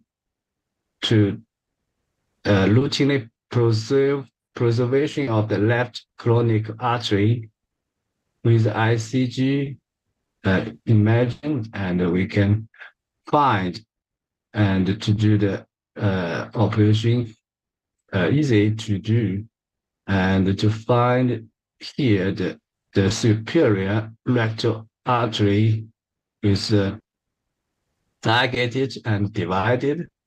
Then for the sigmoid colon artery and the inferior mesoteric veins, and just along the map, the guide of the ICG, we can clearly to do the dissection of the lymph nodes on the on 253. Now here is the specimen for the rectal cancer, and here's find the color is changed because we inject the ICG point. And now we also use the ICG for the ureter identification. Our center now use to do the pelvic surgery, because sometimes since the reduced operation, we were used to help us to find the uretry, because the laparoscopic, we can't use the hand to touch the stent in the uretry. Sometimes, although there's a stent in the uretry, but it will also be damaged in the operation. So we will use this way to first to uretary stent placement pre-operatively.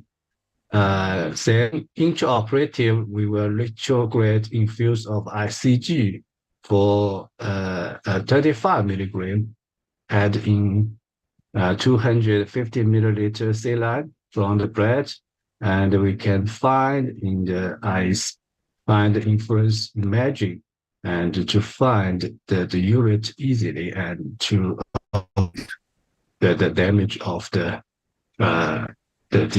urate. Here is about clinical case 2 about number 2, laparoscopic resection of regular tumor in the pelvic floor. In this case, we use the ICG for help us to find the uretry, but most of only for the practice of to cut to do the operation on the tumor. Here's the man, male, 44 years old. And information is medical information is 3 years ago to the radical resection of rectal cancer, the mouse.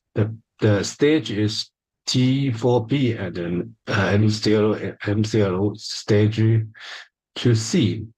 And 4 months ago, found this tumor in the pelvic floor.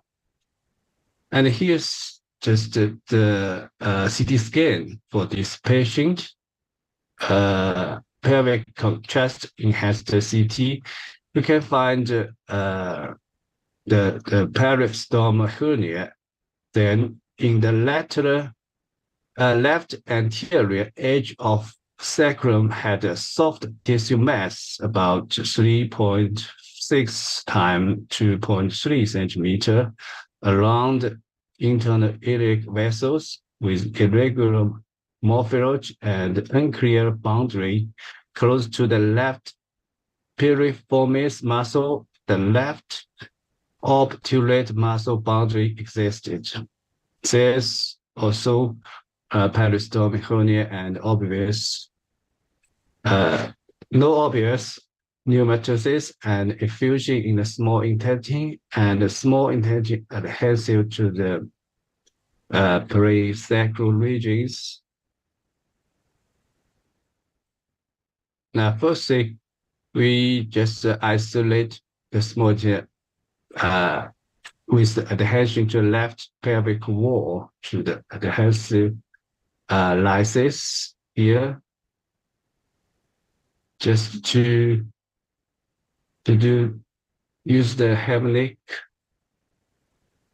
to separate and to expose the left iliac vessels and the ureters, because since we also have placed the stent in the ureter, and we want to find where it's going, and to find what is going. We use the ICG imaging and make sure and not avoid the damage of the ureter. And here, just like the ureter supply vessels. The phone just the vegetables are divided, and the ligation of the umbilical artery and its branches is the superior vesical artery, and the umbilical artery is divided and the ligated. Also, we next to dissection of the lateral lymph nodes, just to the beginning of uncovered operator node, and to dissect the lateral lymph nodes. Separate and ligate to the end of the operate vessels. We use the Heimlich block and to divide it, then to dissect the tumor from the lateral side, just along the operator muscles, and dissect the tumor from the lateral side, and it will just to the muscles of the lateral pelvic, and then to dissect the tumor from the middle side. You can along the internal iliac, and to catch the inferior vessel, the vessel artery. At last, we dissect the tumor from the proximal end.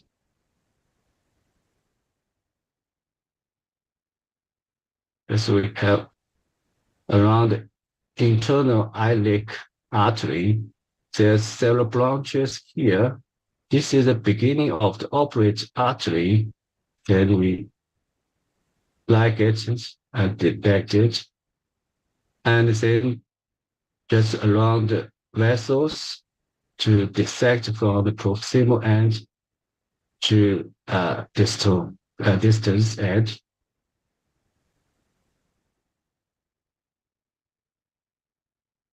Okay, just the last tumor dissolve on the distal edge.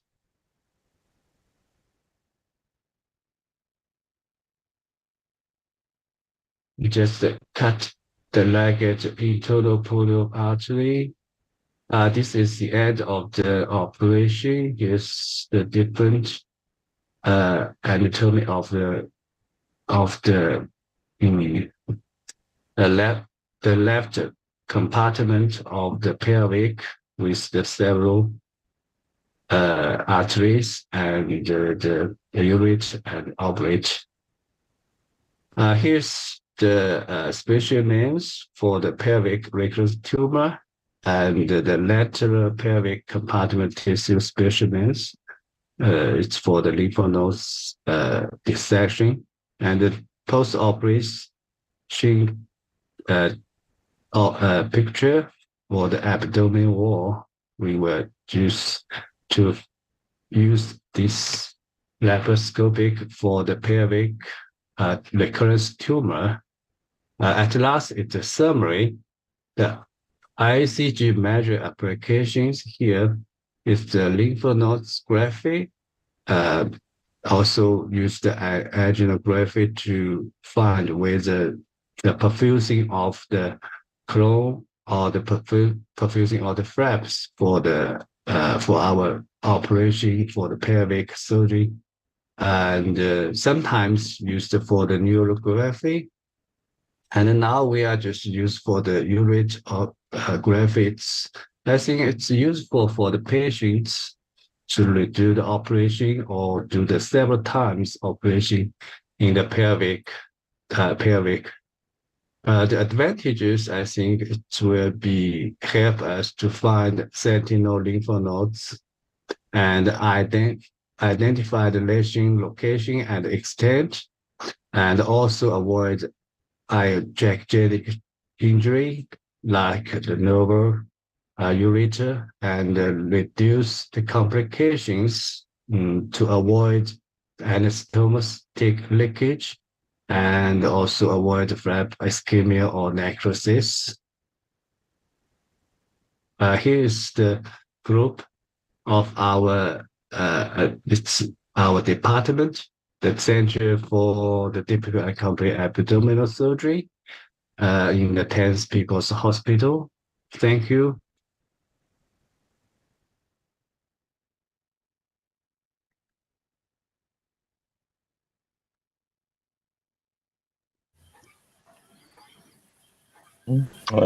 Many thanks. Yuan Li, please.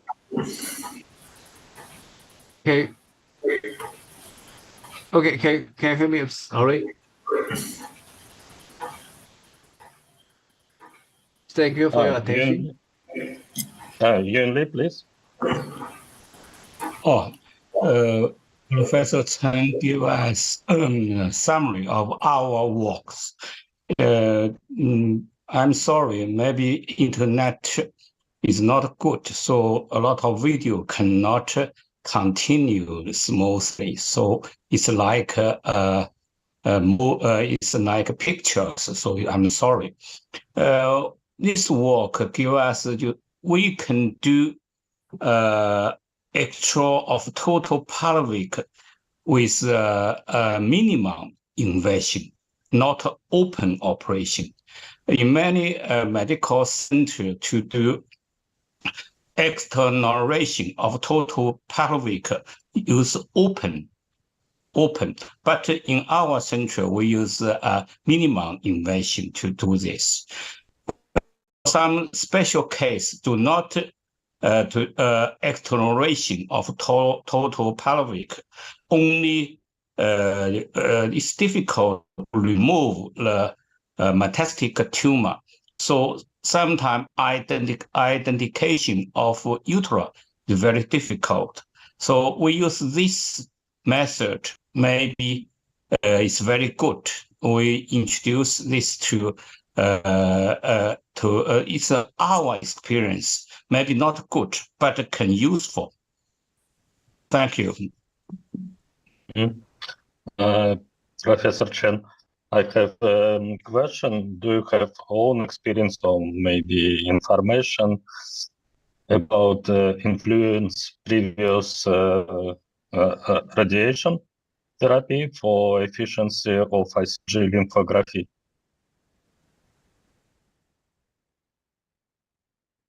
Excuse me, I just can't catch what you say. I mean, if patient had previous radiation therapy, do you think the ICG diagnostic or mapping of lymph vessels so efficiency as without radiation previous?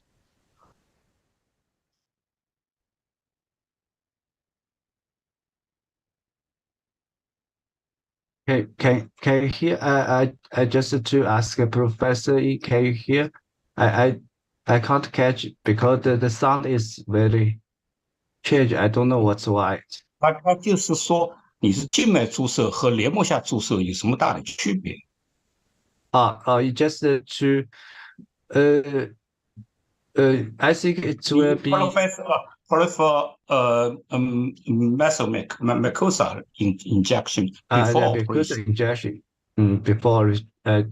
Before operation, just we use normally use the injection from the veins, but it will be helpful to find it easily if you inject through the colonoscopic and find the tumor and just around the tumor to injection. It will be and it will find in the laparoscopic. It's a short time. I think it will be and keep a long time. The color is stayed in the mesentery or just in the lymph nodes.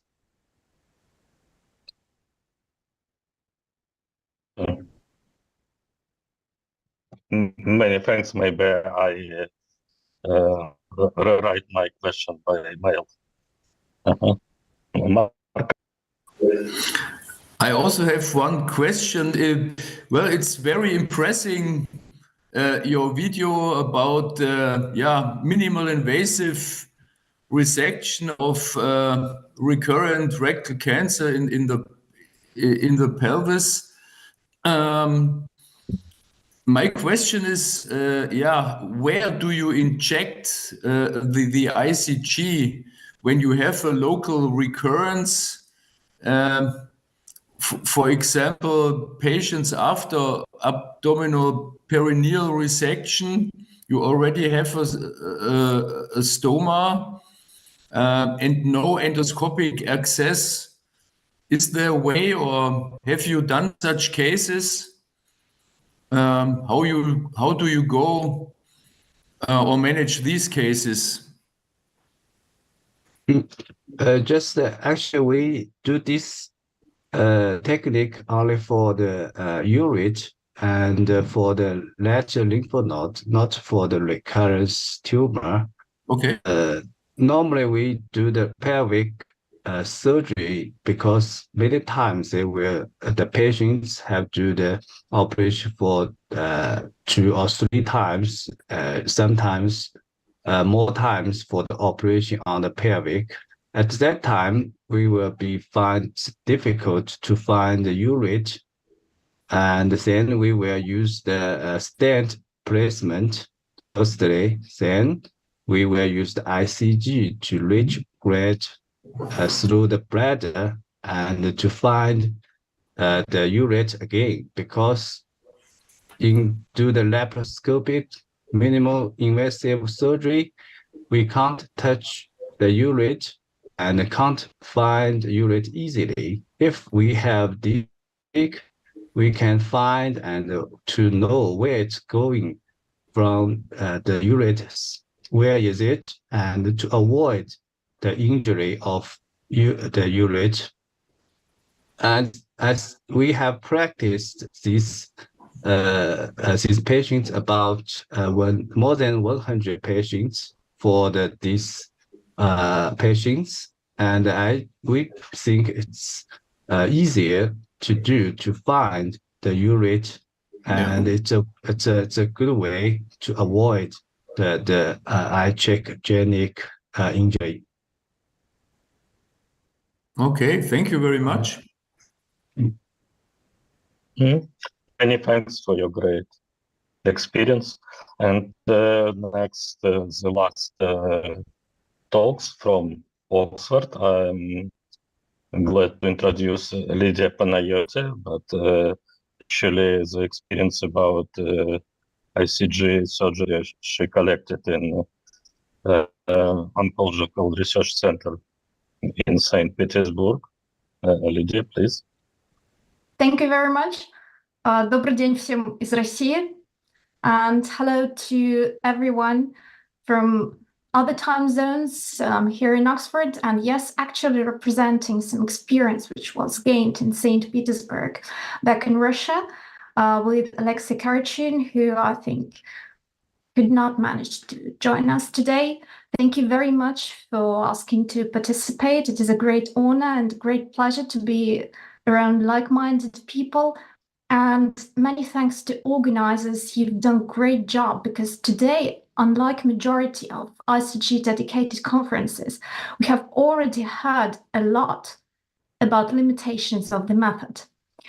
But let me open my presentation. Do you see my screen? Yes, great.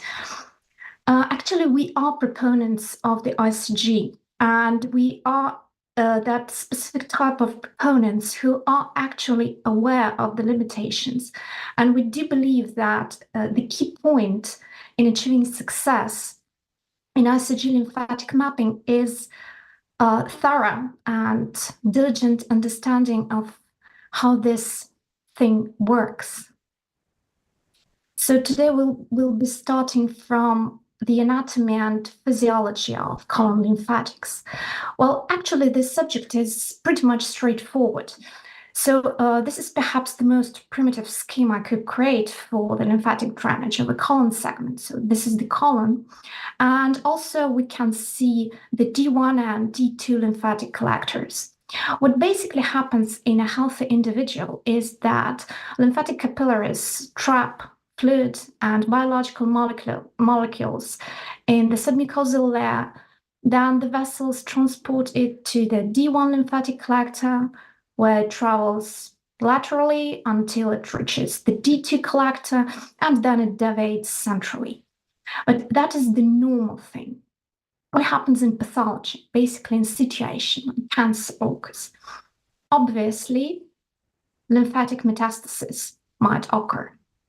And lymphatic metastases are not all equal.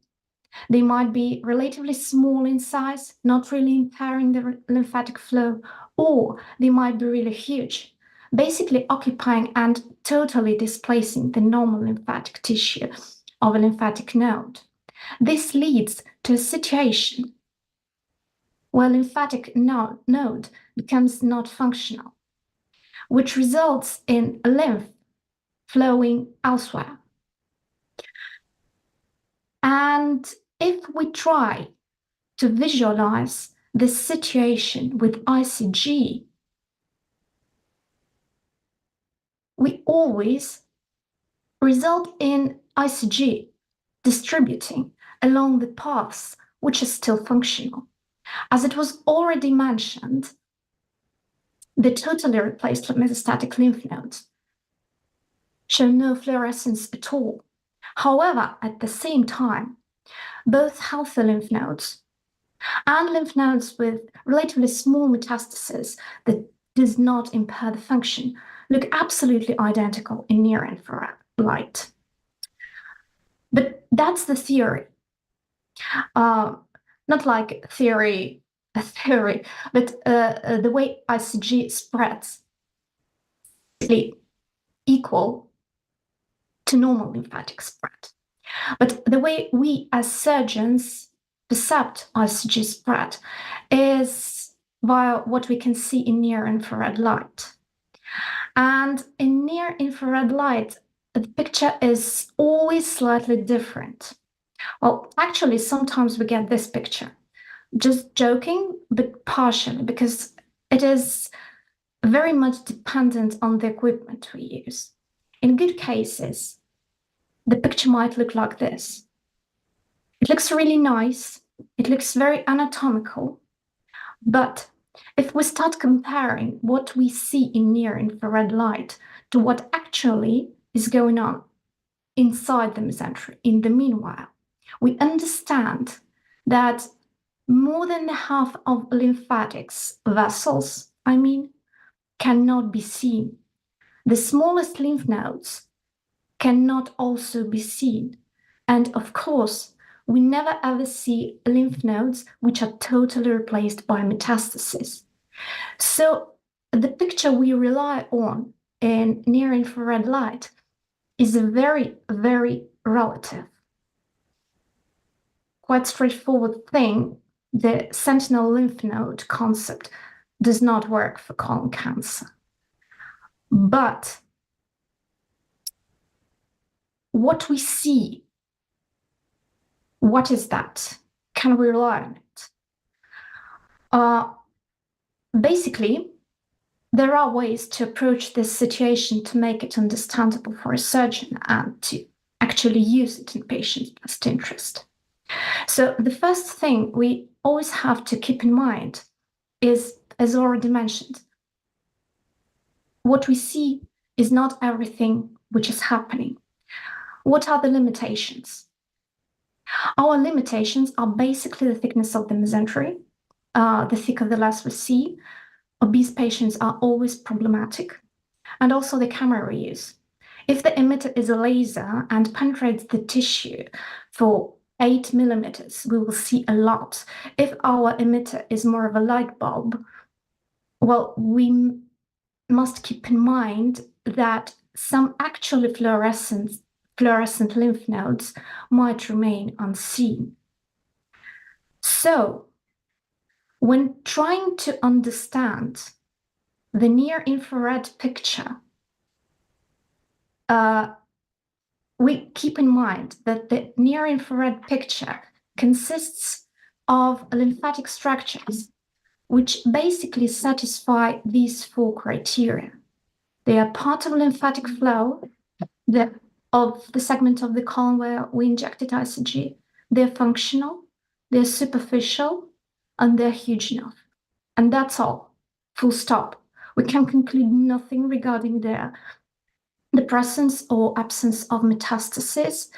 And actually, if we spot something like lymph nodes along aorta, it will just mean that there are huge enough lymph nodes along aorta, and we've allowed ICG enough time to spread, not more.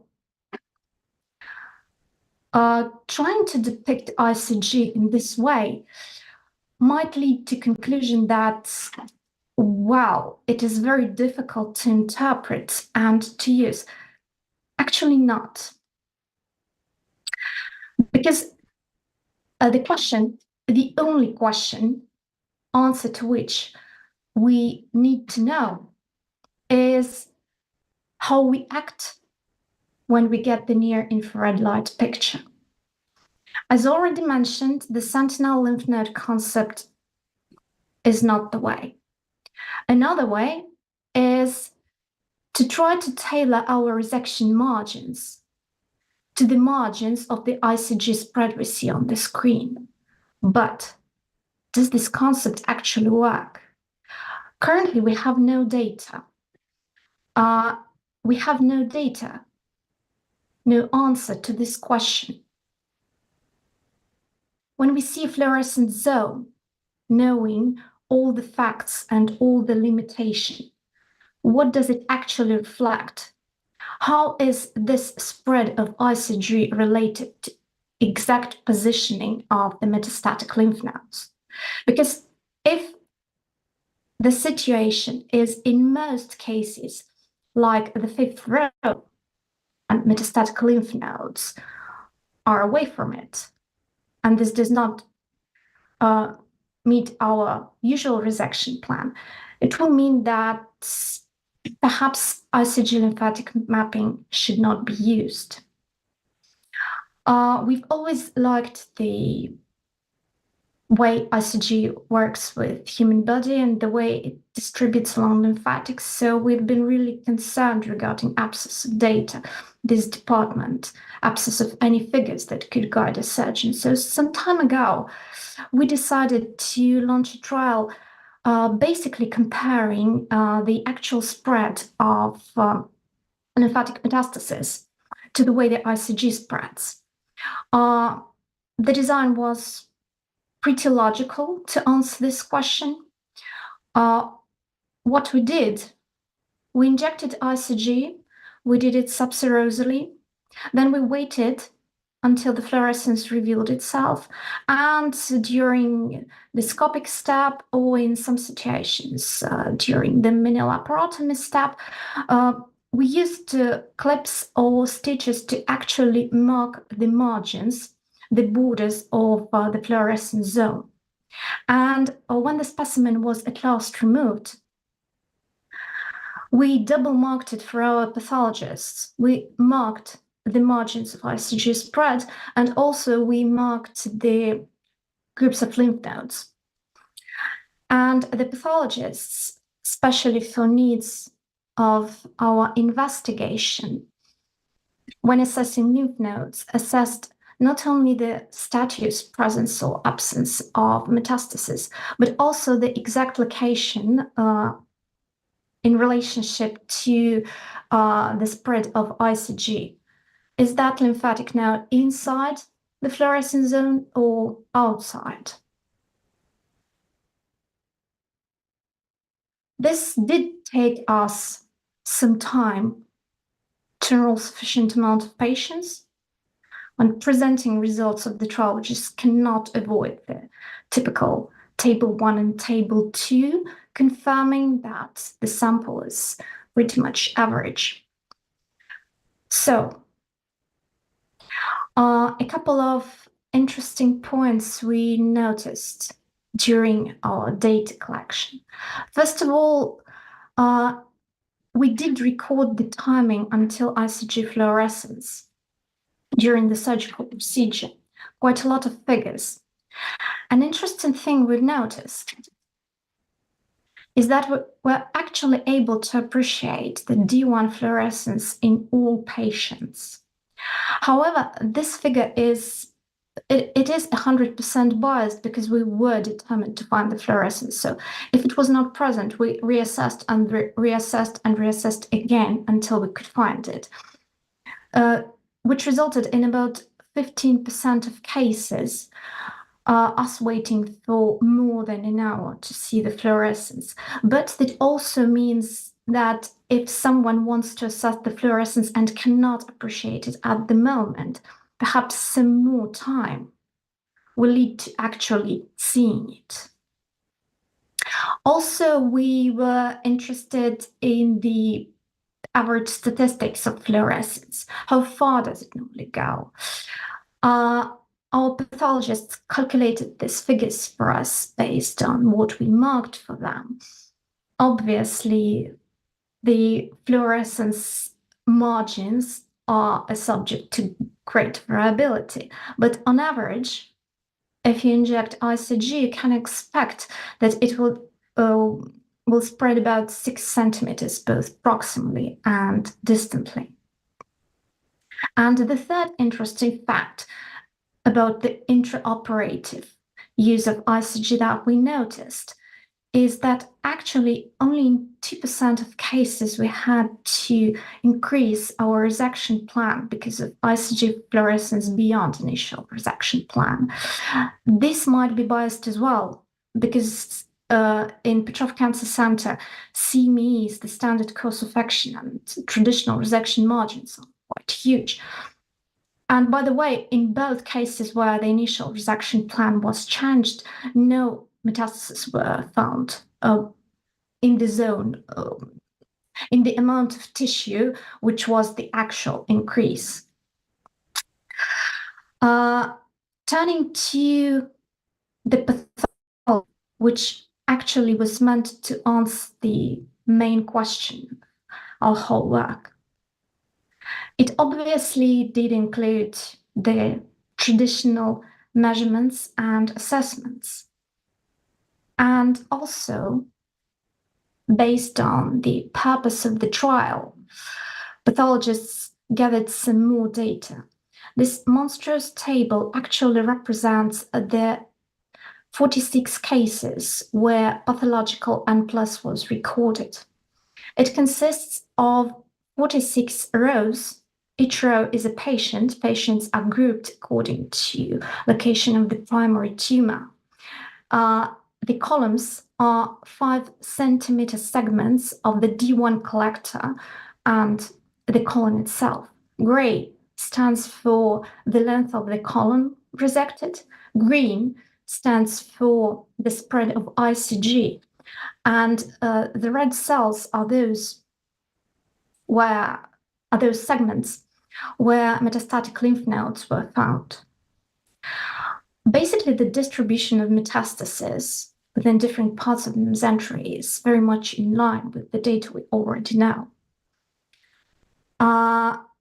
Regarding the actual relationship with ICG, we can see 2 cases where metastatic lymph nodes were found outside of the ICG spread. This one, actually more than 15 centimeters from primary tumor, and this one, just beyond the margin of ICG spread, which is very much in line with the limitation of the method we've already discussed. So, this data is lovely, but does it give us any clue regarding the course of action when we actually see the fluorescence during surgical procedure? Well, when launching a trial, we wanted not only to gather the data, but to get a result which will give us a clue about feasibility of ICG lymphatic mapping. When trying to prepare statistics for this, we did face a lot of obstacles because investigating a descriptive, basically investigating thing is harsh. So we assumed that the fluorescence zone is basically an area which represents the location of all metastatic lymph nodes. This assumption allowed us to create decent descriptors for all cells of the standard accuracy table. And we could use sensitivity as the primary endpoint and calculate a sample size sufficient to assess our result. I must admit, after enrolling enough patients and performing the calculations, we actually had to accept the null hypothesis because the figure we got was slightly beyond the confidence interval. However, we calculated sensitivity of roughly 96%, meaning that when we see the fluorescence zone, there is a 96% probability that all metastatic lymph nodes are located, contained inside it. Of course, since this is only one center trial, we're not going to conclude anything regarding change of resection plan, decrease of resection plan, relying on ICG, but this is definitely something which might guide future investigation, which might affect someone's perception of use of ICG for lymphatic mapping in colon cancer. We are aware of the fact that this might be some new type of data for majority of investigators. So no matter how you accept what we've calculated, basically keep in mind that your present circumstances do not determine where you can go. They merely determine where you start. Perhaps ICG has bright, glittering future in colorectal cancer. We will all be able to help it happen. Thank you very much.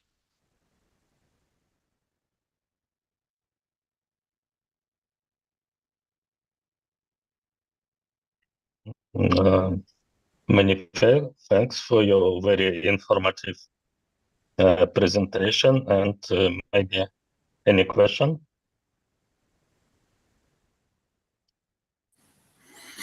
Well, thank you very much for this very detailed analysis of your data. So, based on what we have to invest in money, maybe additional time for the analysis, at the end, as I understand it, it turns out that maybe in 2 out of 100 patients, you might have a benefit. Do you think it's worth doing it? Well, thank you. Actually, this is a very difficult question to answer because I've just presented data which we gained in one center on 100 patients.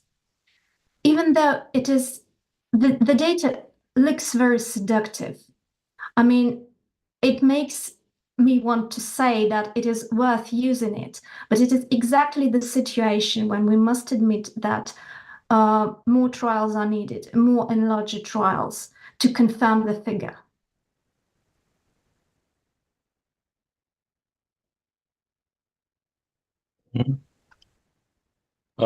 Professor Suk-Hwan, please. Thank you very much for the excellent presentation. I have a question about the pathologic method to examine the lymph node metastasis. Did you do HE staining only, or did you do any immunohistochemical staining to increase the rate of the lymph node metastasis in your study? Well, we did only the routine hematoxylin and eosin. We're not, unfortunately, equipped well enough to search the micrometastasis, even though we understand the importance and really wanted to. Thank you very much. Any more questions? We don't have next speaker. He can't united with us today, and we can go to conclusion and discussion. Yeah, so I will start. I'm also sorry to announce that Dr. Müslech cannot give his presentation today, so we conclude this meeting. First of all, I would like to thank all speakers and in addition, Andrei Ivanov for organizing it with his technical staff, that we could arrange this online meeting without any problems. In summary, Professor Watanabe from Yokohama, Japan, I think he gave a very structured overview of the results for the use of ICG for lymph node mapping, especially transverse colon cancer, cancers of the splenic flexure. He showed some nice videos for lymph node dissection in the use of rectal cancer, that you can really do a more precise lymph node dissection, maybe with an impact on reduction of local recurrence rate. If you use ICG for control of your anastomotic perfusion, maybe you can reduce the leakage rate. So that was a very excellent summary of possible positive effects of ICG. Professor Kashchenko from Saint-Petersburg, he gave us more practical insight or use practical use of ICG and insights with quantitative assessment that you can reduce or influence your resection lines in maybe up to 20%, and maybe achieve to preserve the left colonic artery in about 10%. That was actually very interesting to me to know. As third speaker, we had Professor Lee from Seoul in South Korea. He had a more critical appraisal of the use of ICG. I think we have to keep that in mind, even of all these positive effects the speakers have shown. We really have to look at the bottom line. What is really the effect of a regular use of ICG? As third speaker, we had Stefan Benz from Sindelfingen in Germany. He showed us some nice videos of how mesocolic excision in colon cancer can help to guide you during your resection and include positive lymph nodes, so you don't leave them behind as the main message. And I think we got some insights that maybe in the future ICG can help us to do ICG tailored resection in colon cancer and maybe also in rectal cancer. As fifth speaker, we had Professor Chen Chunqiu from Shanghai in China. He focused on the use of ICG to help us during pelvic surgery and showed some interesting studies on the use of ICG during, to assess the perfusion of peritoneal flaps and using ICG during laparoscopic pelvic surgery with a special focus on identification of the ureter, avoiding the damage during surgery of local recurrence. And as last speaker, we had Lidiia Panaiotti from Oxford. She showed us very detailed study on the rational use of ICG mapping in colon cancer. That, you can in some cases detect patients and maybe adjust your resection lines. So that is my conclusion of the meeting. I think very interesting talk. So I would hand on to the comments of Professor Lu from Shanghai. Please. Thank you very much. It's a very good conference. We spend half a day to discuss about this special topics.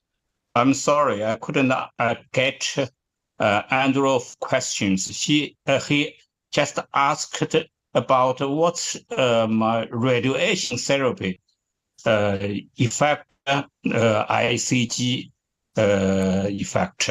It means after radiation, can we use ICG to identify the lymph nodes? It's a very good question.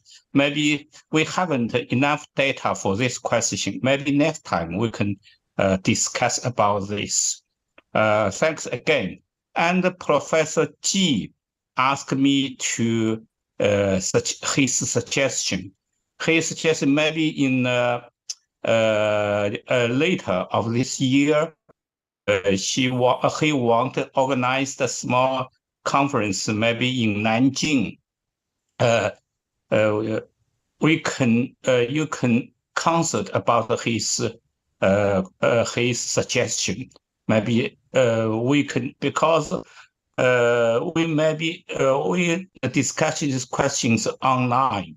Maybe we can go to not online. We can meet face-to-face discussing some special questions.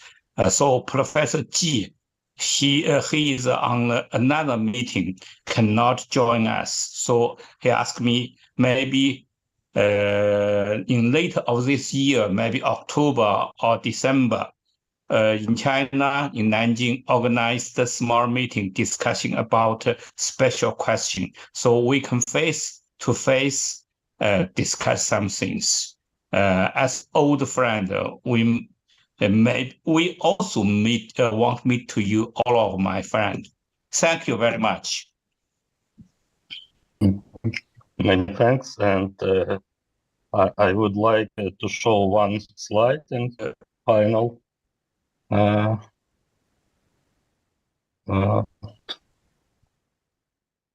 Okay.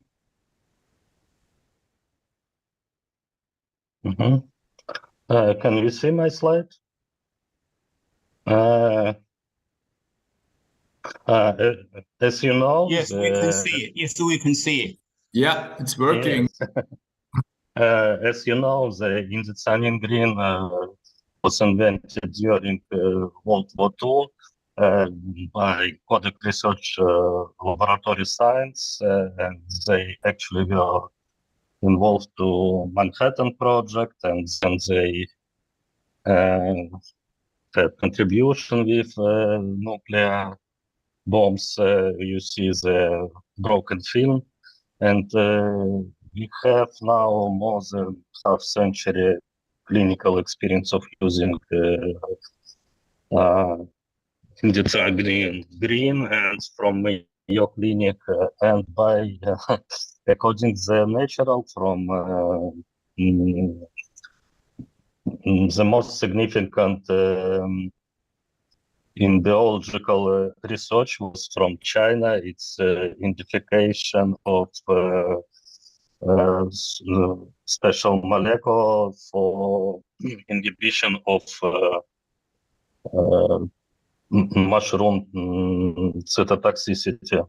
And this research was significant due to the research used neural network for testing some thousands chemical molecule for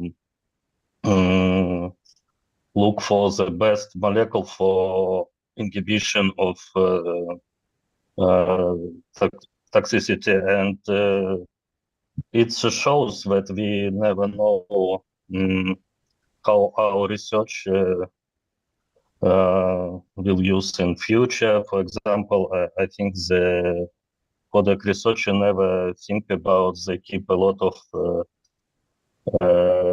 people from mushroom, and I hope in future the ICG technology became more cancer specific, and due to artificial intelligence technology.